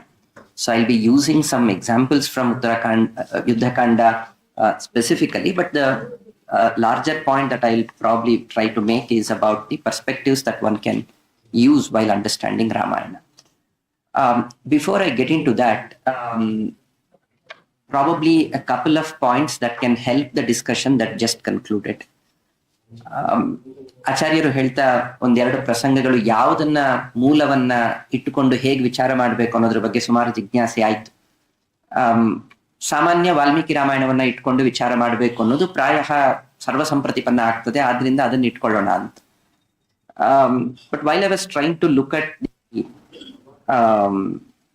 ತಾತ್ಪರ್ಯ Nirnaya, Sangraha Ramayana and Valmiki Ramayana on specific portions, it appears that one of the reasons why Acharya I'm not saying this as a madhva, but I guess this is a responsibility of an institution of this nature and many of us here, as to see why what Acharya wrote was not just a matter of faith for us, but there are reasons to believe that this is the approach that one needs to take. Acharya, of course, mentioned, well, there are different types of stories narrated, and there is a framework that I provide on how you have to interpret to get a specific meaning to this. So he also says, for example, while talking about Ramayana, no, bahukalpa anusarena nirnayoyam maya kritaha and sarvakalpa samaschayam paramparyakramaha, etc., etc. And he gives, for example, if the same story is given with a lot of detail in a given one text and in summary in another text, then perhaps that which is told in greater detail carries more weight. So Vistara and Sankshepa, then how do you resolve? So all those things Acharya gives us a framework, and those are quote unquote commonsensical frameworks. I mean, one cannot dispute how you can have this kind of a framework. This is quite obvious. Why I'm trying to say that is, in Valmiki Ramayana, I was looking at, are there some minor variations in what Acharya was saying or Sangraha Ramayana says and Valmiki Ramayana says, and can we go blindly with what is available in current Valmiki Ramayana editions? So I guess we all agree that there are distortions of Patha also, not just the story. Just 2-3 examples that I just want to quote. Given that there is the likelihood of distortions are much higher in an older text, especially when a lot of people are studying to an extent that they can do prakshepa, all of those kinds. Fortunately, when a text is within a tradition, the likelihood of that getting distorted is much less. So you have a specific Vyakhyana Parampara, they are very conscious of this is the Mula Shloka, and therefore they will try to retain that. So Sangraha Ramayana and Tatparya Nirnaya come in that category, whereas Valmiki Ramayana is in this category of multiple variations of the Patha also in that. So to give a couple of examples, these are minor things, but have a significance. So in Balakanda, for example, Dasharatha is quoted as having not had any progeny for about 60,000 years.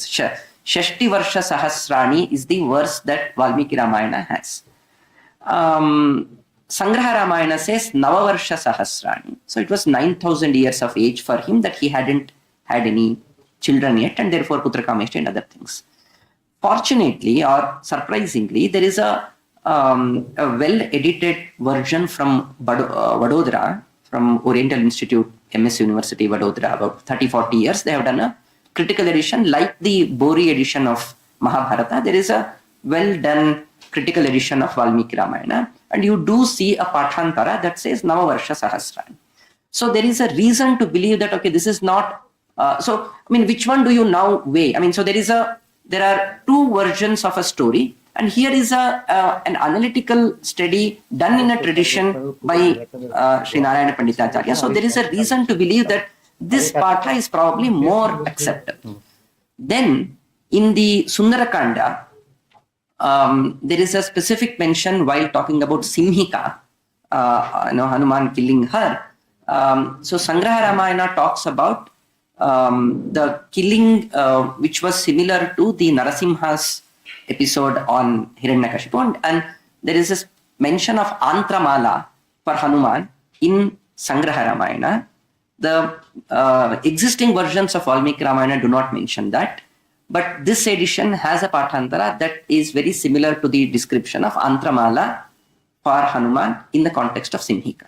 So, and then in Yuddha Kanda, we see the, so those two are quite unambiguous. This one may need a little more discussion, but I think it is probably another such instance. So in the initial, as I think somewhere around the 10th or 12th Sarga, there is a discussion of Ravana with his ministers, the Mantrigana, on what should be the action that we need to take.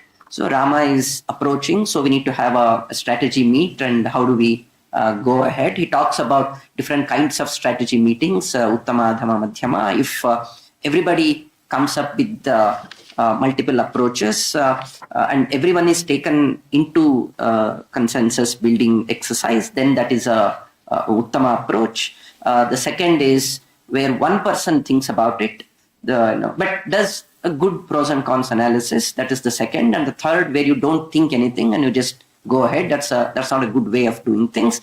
He also talks about Aikamatya. If achieved from the beginning, then that is a good way. The second is there are multiple views, but you build consensus. That is a second way. The third, there are multiple views, but nobody comes to consensus even after it. That's a bad way. So there are multiple discussions on that. During that episode, Kumbhakarna is also present. Kumbhakarna gives his views, which are contrary to the popular view of majority of the Mantrigana there, and he actually rejects, or in fact blames Ravana for having done this act without thinking. I mean, it is basic commonsensical political thinking that when you are trying to engage in a war or any conflict, you should choose your enemy intelligently. So only when you know that the enemy is of lesser significance, lesser weight, lesser might, then you can go and have a war with them. Here you have chosen a person whom you cannot fight. So this is a bad choice of a war. So you shouldn't have done that. This is a commonsensical political decision that has gone wrong. In fact, many talk about the Russia-Ukraine war in that context. In fact, Ravana makes a point that, yes, I did this thinking that people like you would support me. So there is in fact, Acharya also quotes that story. So yes, I may have done something wrong, but I know that people like you can help me, and therefore I took this a wrong decision. The larger point I wanted to make, I mean, I'll come back to this story, but with respect to the Pathantaras and the variant readings, Acharya or Sangraha Ramayana does not mention this story at the beginning. So this is happening even before the war started. So this is a discussion on how do we go ahead. Whereas a completely similar episode recurs when the actual war with Kumbhakarna is supposed to start. This is in the midway of the war. So Kumbhakarna is now woken up again. So then he comes to Ravana and asks the same questions. What has happened? Why have you people now woken me up? So he gives the whole story again. No, I have abducted Sita and this is where we are, and Rama is already here and we have lost a lot of people. So you have to help me. So if you look at the narrative at the beginning, that's about 10th, 12th chapters, and then I think around the 60th, 70th chapter again, there is a complete repetition of about 2-3 chapters, to the extent that some of the verses actually repeat. And there is also, in fact, there is a back reference in that I had already said so, and I'm repeating that. So it seems like it is a consistent story.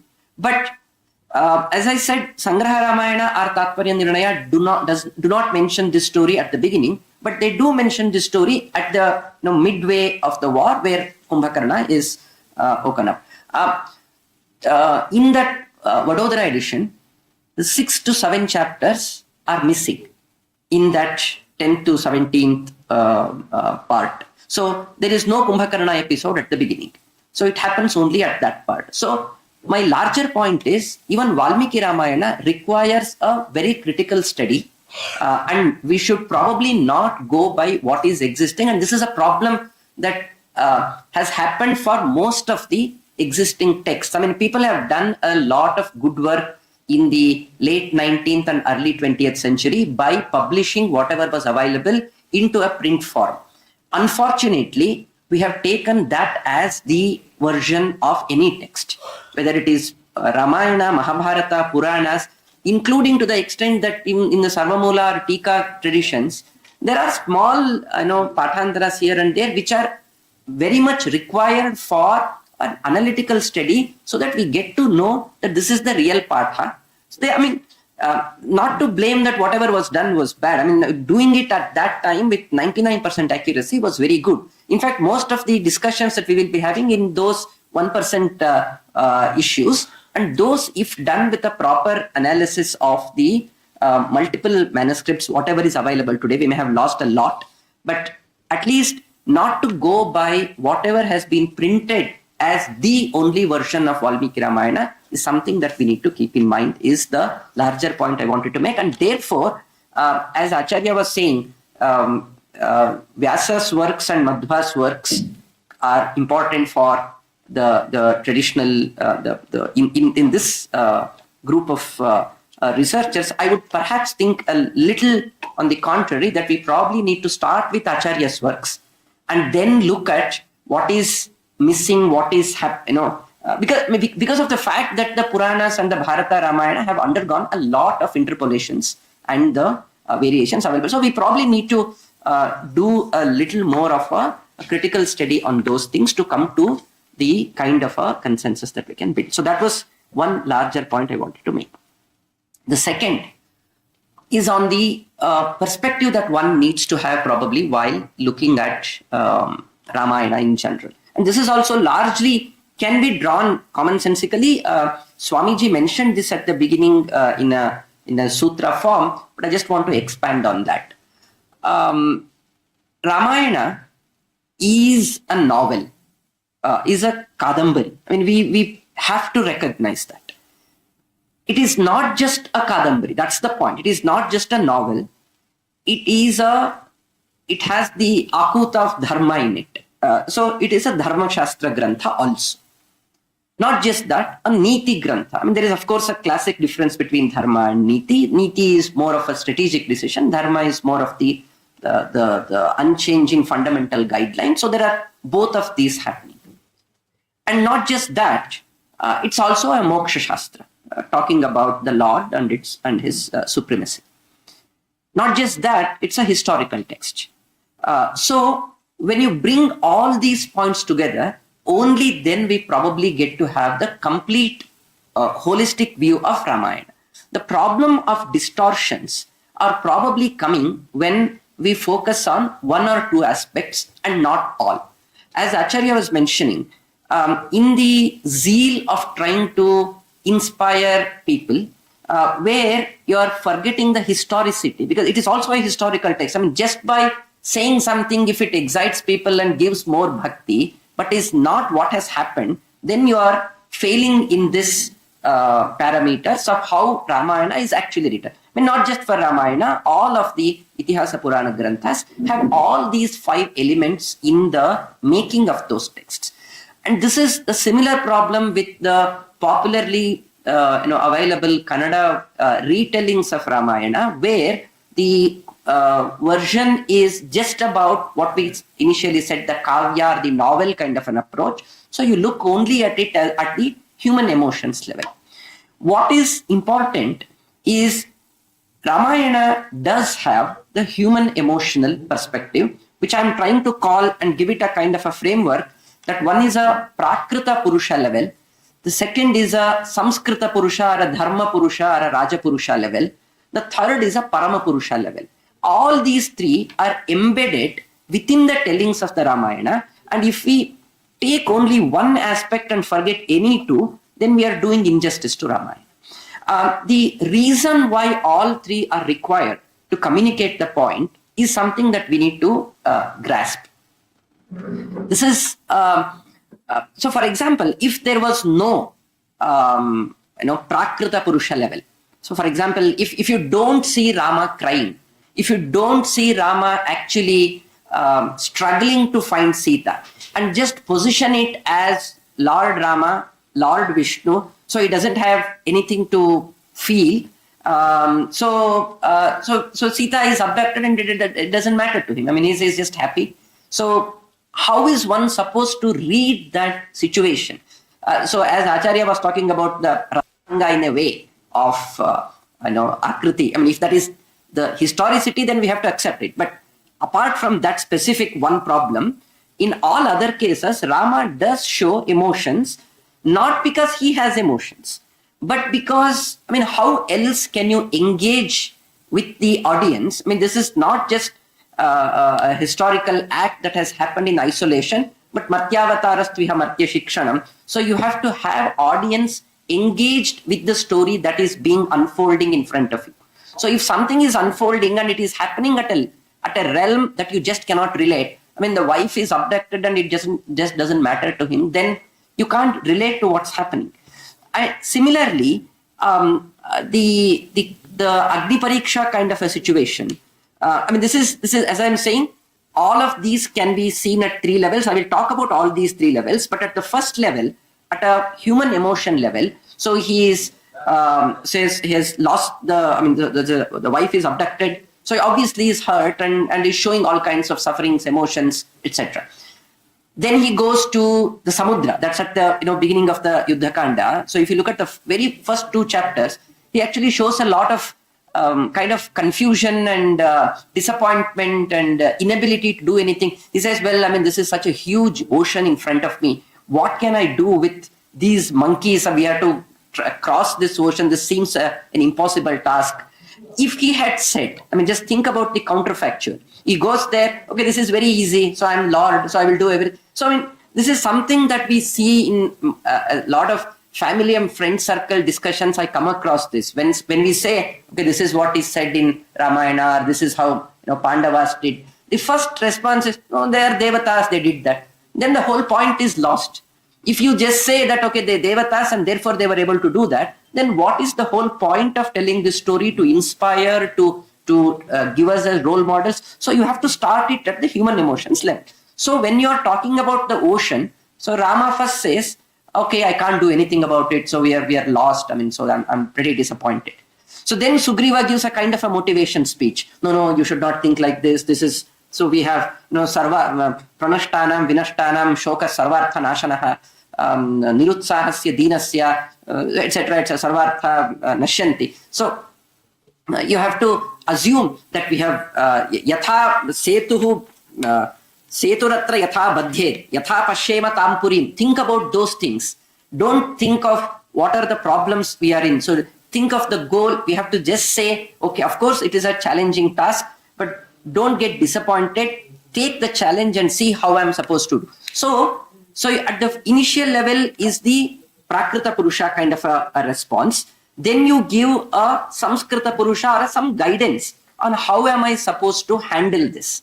So, and then what Rama actually does is to give a, it goes into a Prayopavesha, so he sits there. So it's a kind of a dharmic activity. So you're moving from an emotional instability or a disappointed position to doing something that is a dharmika injunction on how to do things. So you sit there for 3 days and nothing happens. Then you show your Paramapurusha,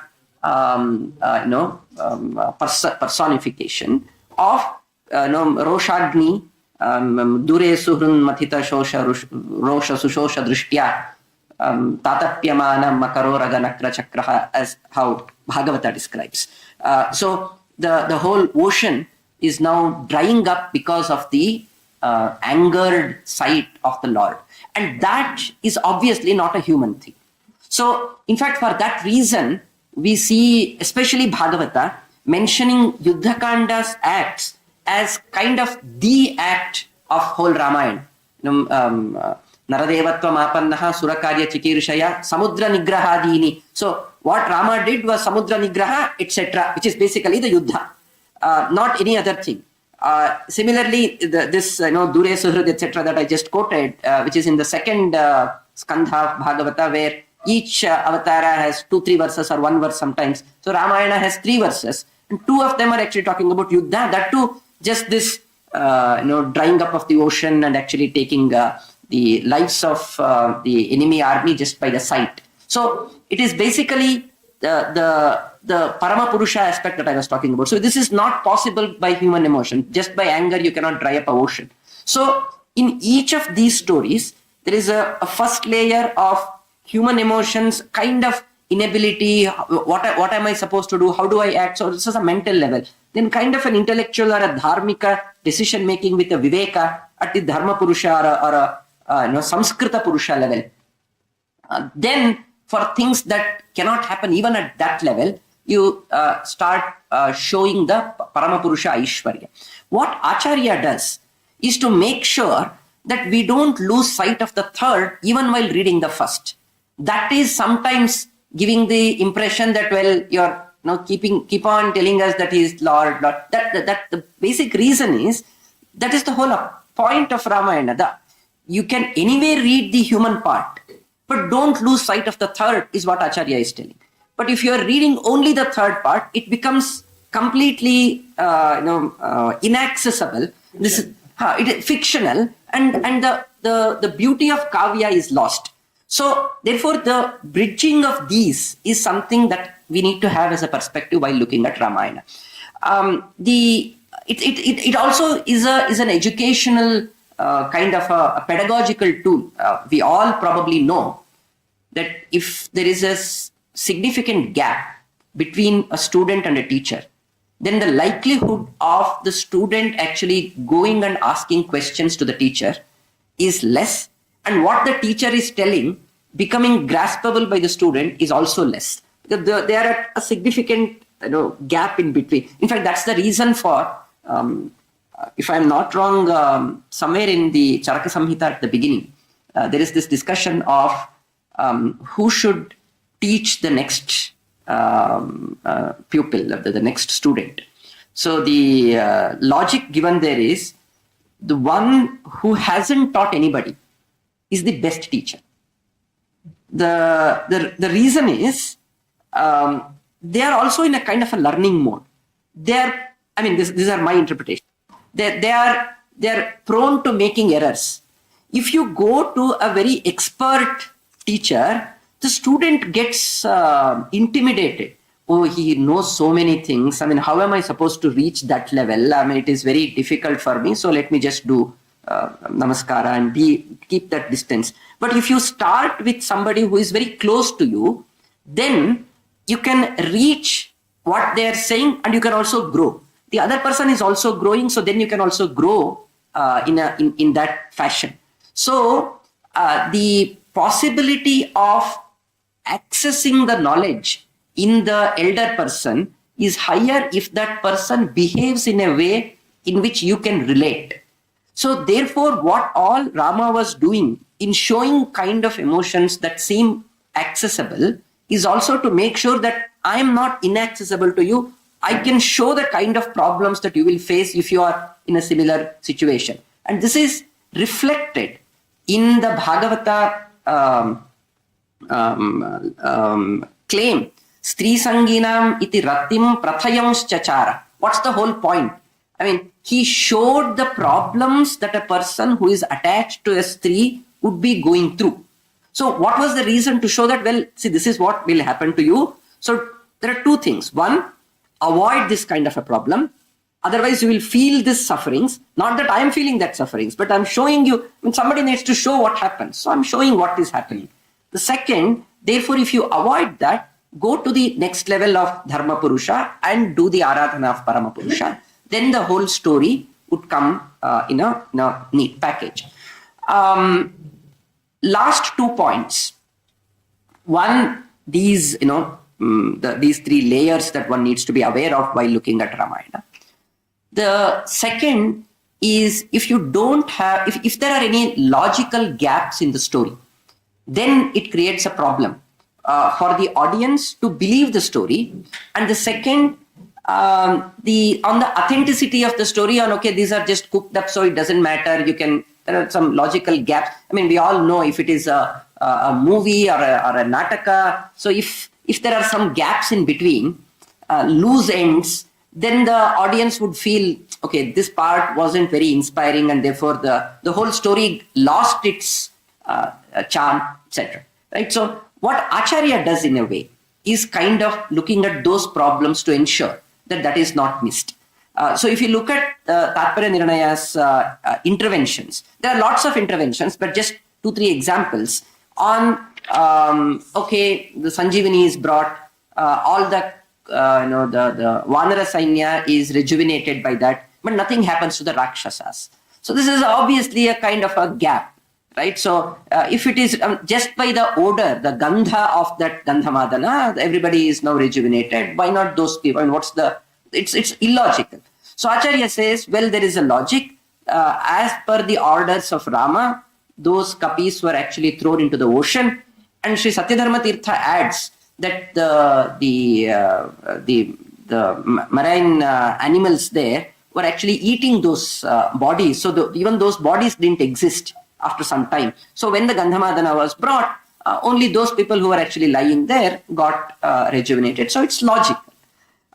Secondly, what happened to, why was Vibhishana not affected by the Nagastra or Sammohanastra by Indrajit? So Acharya says, well, Vibhishana had gone to the city to look at what was happening. So he was not on the war field. So when he came, this has happened. So he goes to Hanuman and then goes to Jambavan and then makes arrangements. So these, what can be very small little, information bits, but that are required to make sure that the story is logical, is something that Acharya pays close attention to ensure that the kavya, what we were saying as the rasa also to be able to relate, is not lost. The second intervention that Acharya makes is for the historicity angle.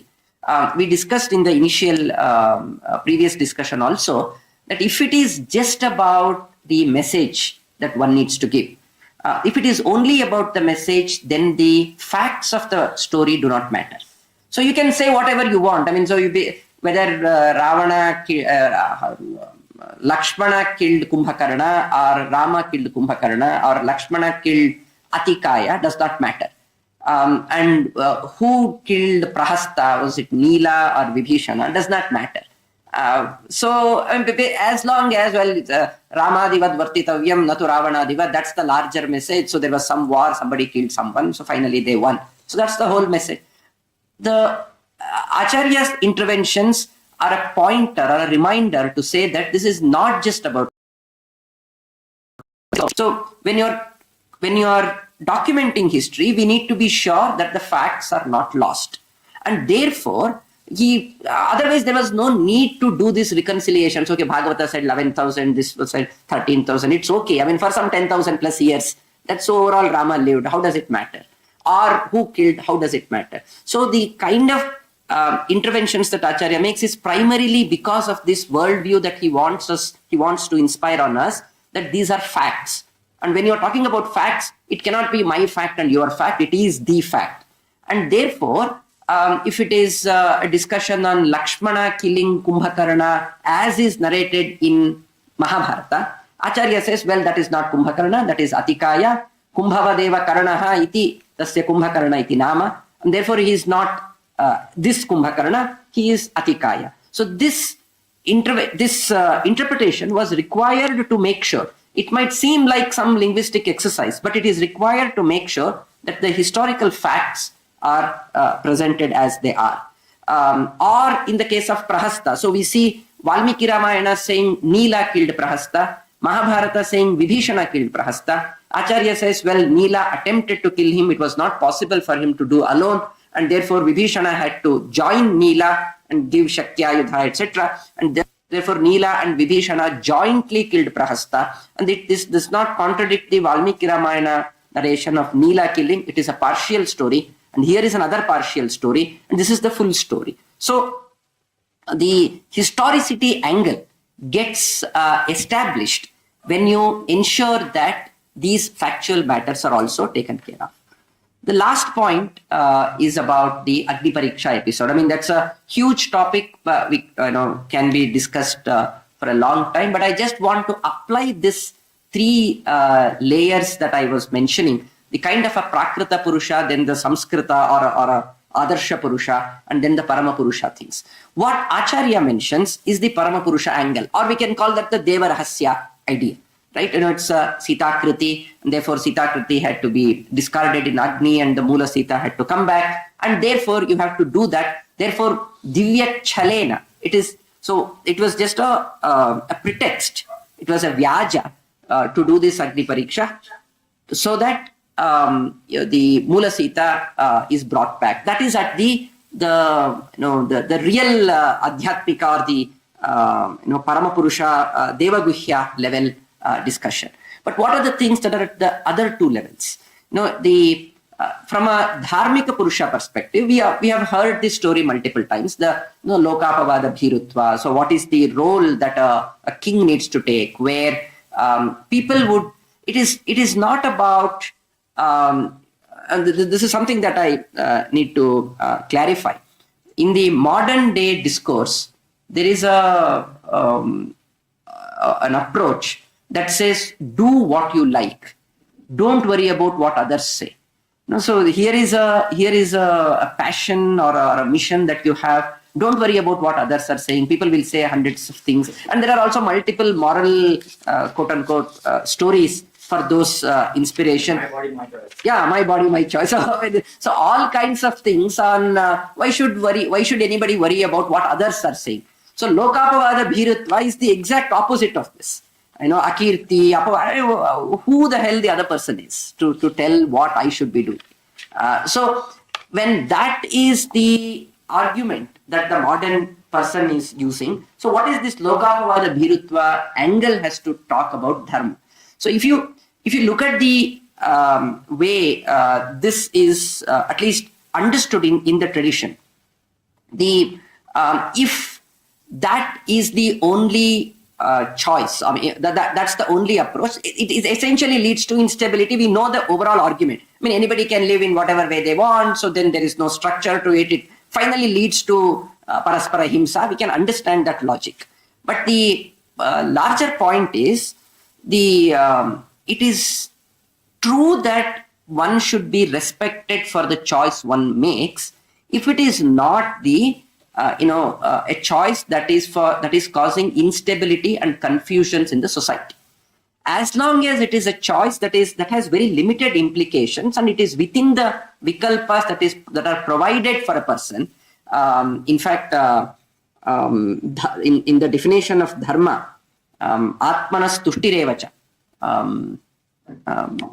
Forget the first three parts. Vedokilo dharma moolam smrtishile cha tadvidam acharashchaiva sadhunam atmanas tushtirevacha. So atmanas tushtirevacha, all the Vyakhyanakaras clarify. Vikalpe atmanas tushtirevacha. So if there are multiple options on what to do, then you choose what is your passion or what is your liking, whatever is. So you have the option of choosing as long as it is within the prescriptions. These are the 100 ways of doing it. You choose one that is your choice.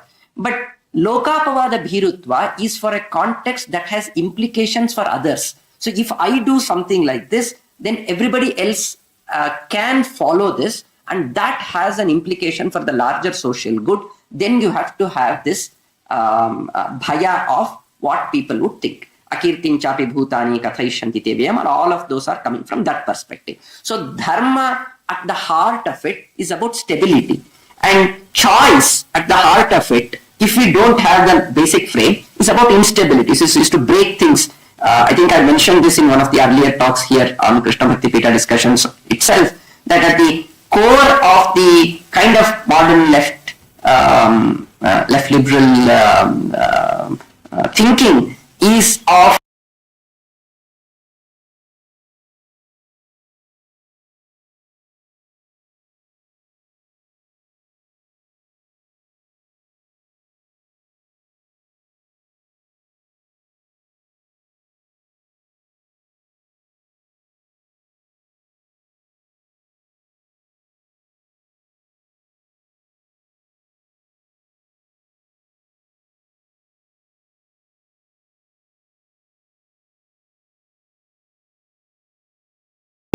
of questioning Sita because it serves the larger purpose.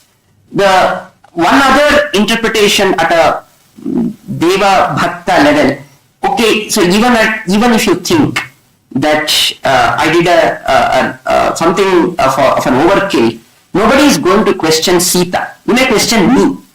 If I do this Agni Pariksha episode, at the end of it, Sita is not questioned. If not, there is a possibility of Sita being questioned. So it's okay if people blame me, but Sita is protected by this act. So that's the kind of karunya that the Lord shows in that. So that's at the second level of Dharma Purusha. Then the third, this is something to, this is just a kind of a suggestion. We need to think about it. Is the human emotions level also. Think about it as a kind of a trauma that the person has gone through.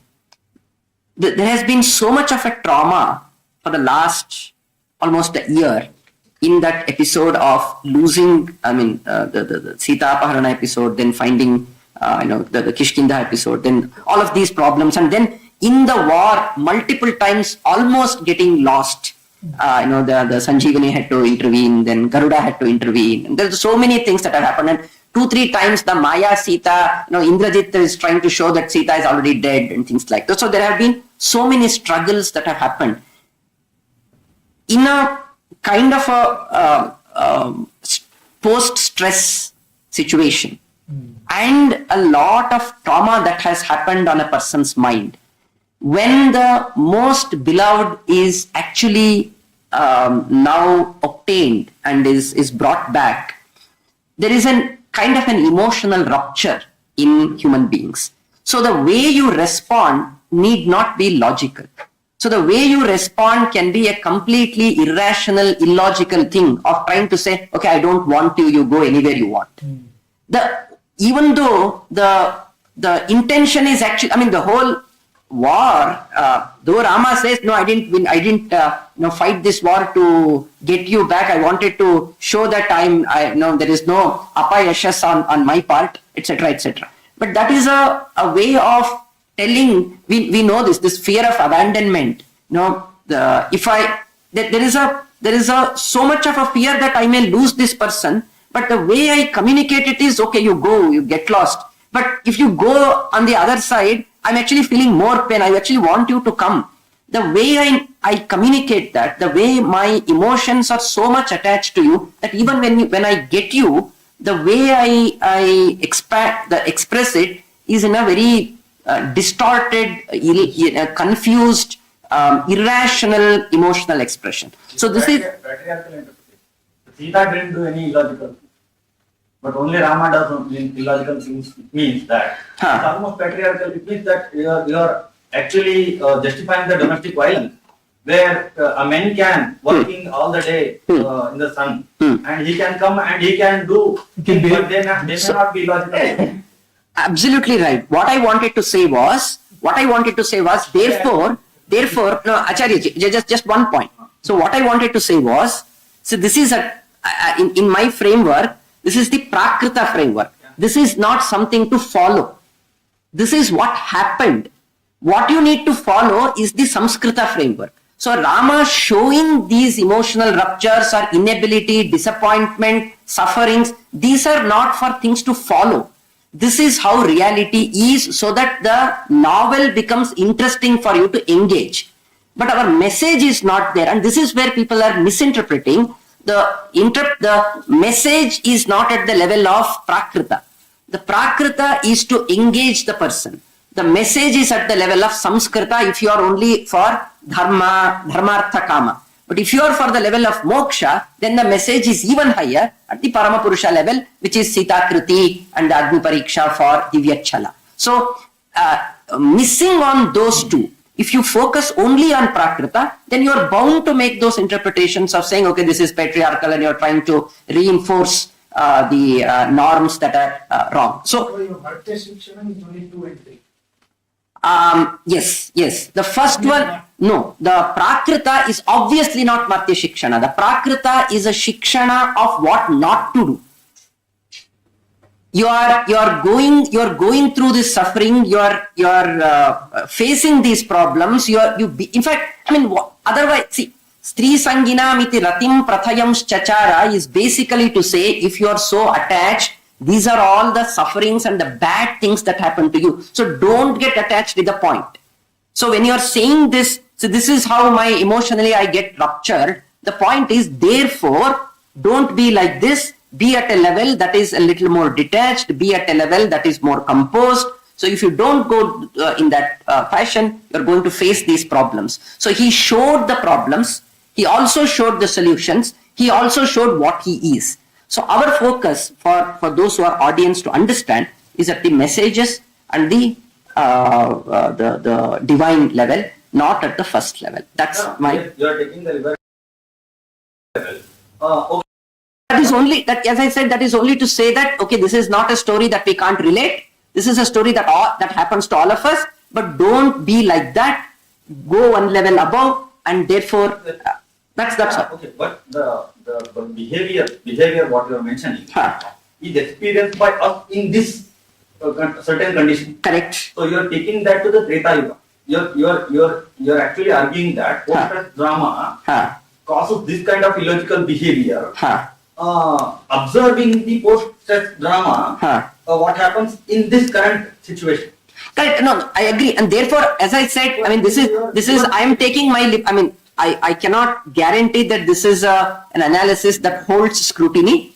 I may be wrong here. What I was trying to say was, perhaps if you use these three layers, it may be possible to make some interpretations. Maybe in this case of Agni Pariksha, this last one may not apply. I don't know.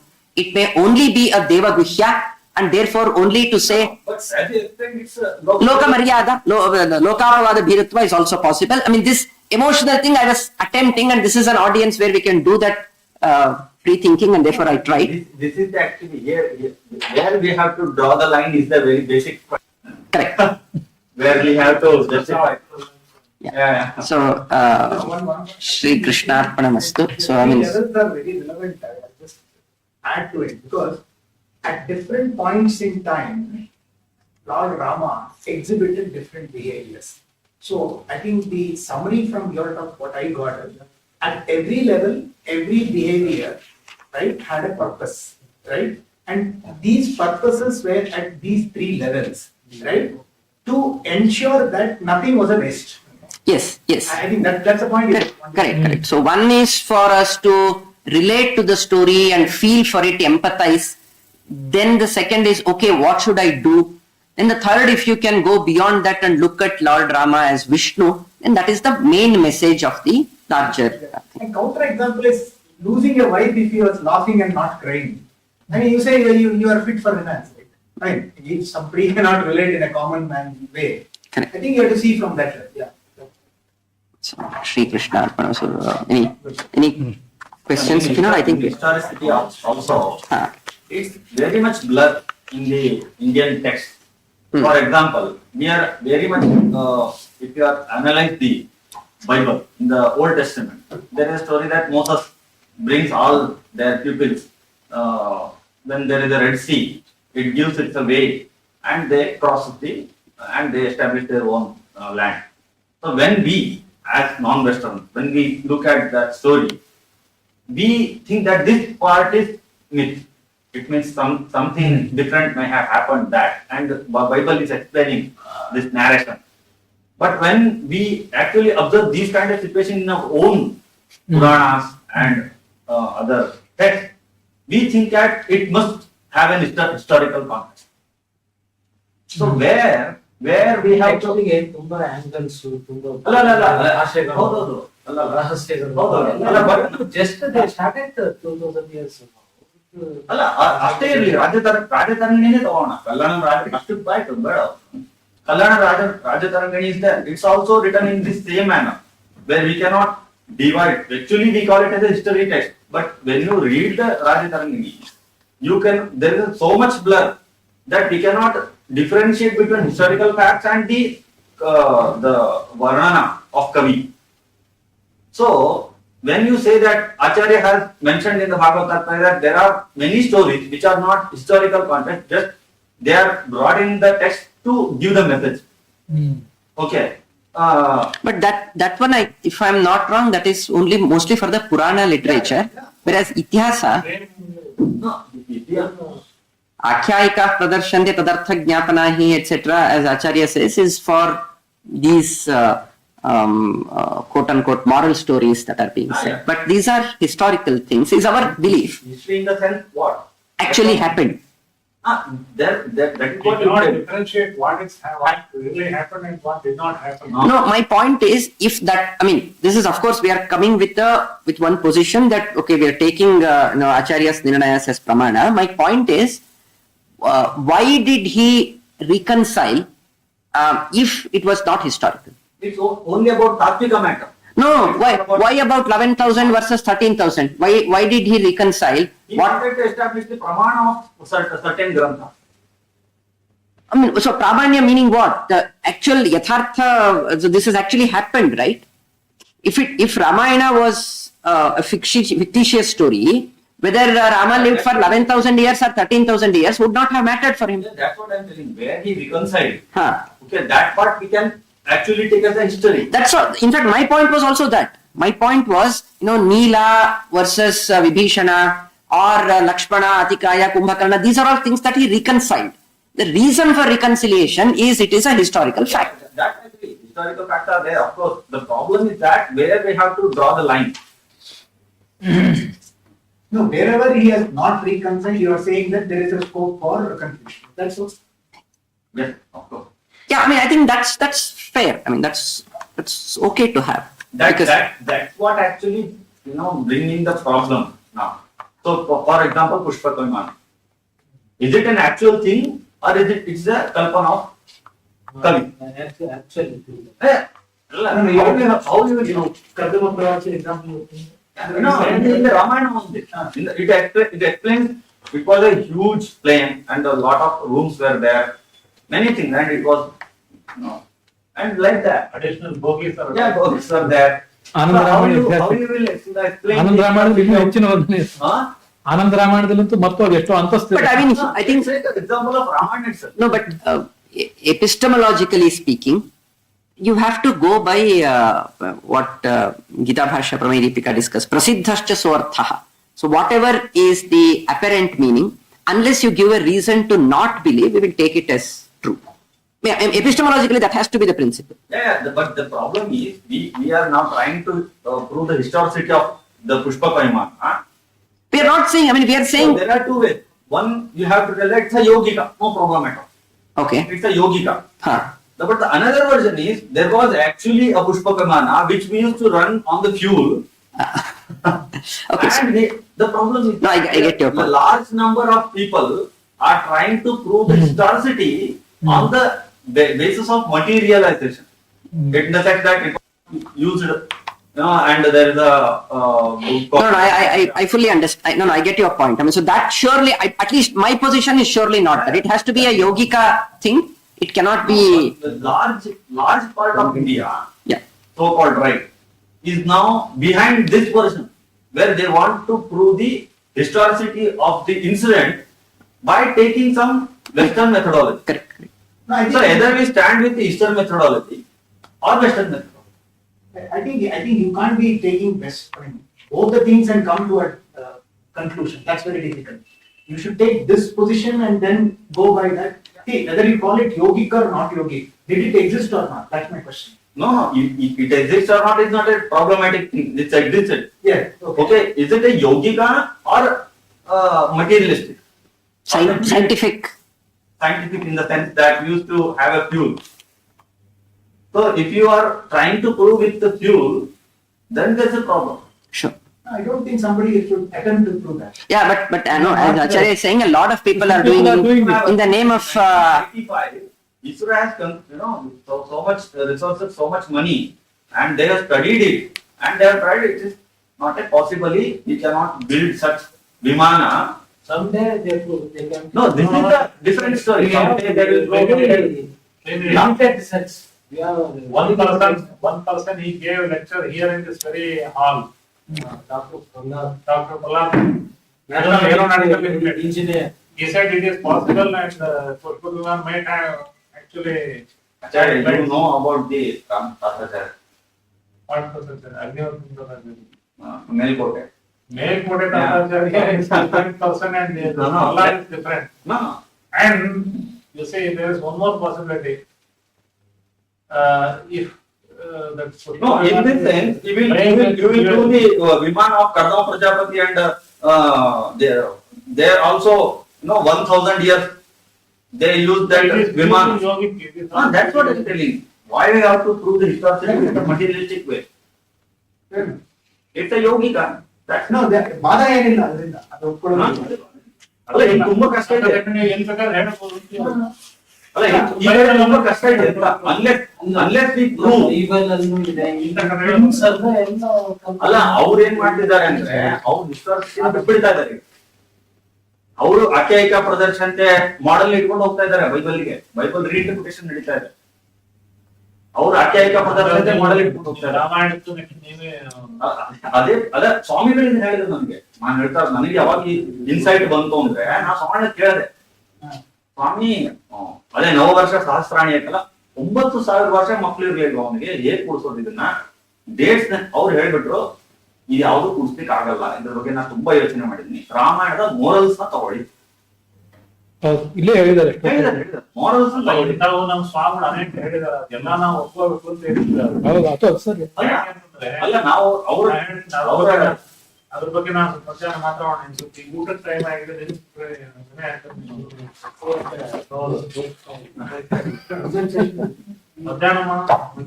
ಪ್ರವಚನವನ್ನು ನೀಡಿರತಕ್ಕಂತಹ ಶ್ರೇಣಿ ವಸಿಷ್ಠ ಅವರಿಗೆ ಪ್ರಣಾಮಗಳು. ಬೆಳಗಿನ session ಮುಗಿತಾ ಇದೆ. ಮಧ್ಯಾಹ್ನ ಇನ್ನು ಅನೇಕ ಪ್ರಖ್ಯಾತ ವಿದ್ವಾಂಸರು ಪ್ರವಚನವನ್ನು ನೀಡಲಿಕ್ಕಿದ್ದಾರೆ. ಎಲ್ಲ ಶ್ರೋತೃಗಳಿಗೂ ಕೂಡ ಮಧ್ಯಾಹ್ನ ಕೂಡ ಬರಬೇಕು ಅಂತ ಪ್ರಾರ್ಥನೆ. 2 ಗಂಟೆ ಆಯ್ತು. 2:02 ಸ್ಟಾರ್ಟ್. 2 ಗಂಟೆಗೆ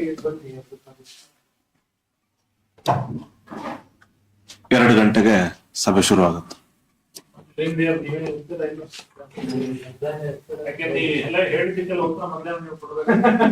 ಉತ್ತರ ಕೊಡೋದು ಅಂತ ಸಿಕ್ಕಾಪಡೋದು ಮಾತಾಡಿ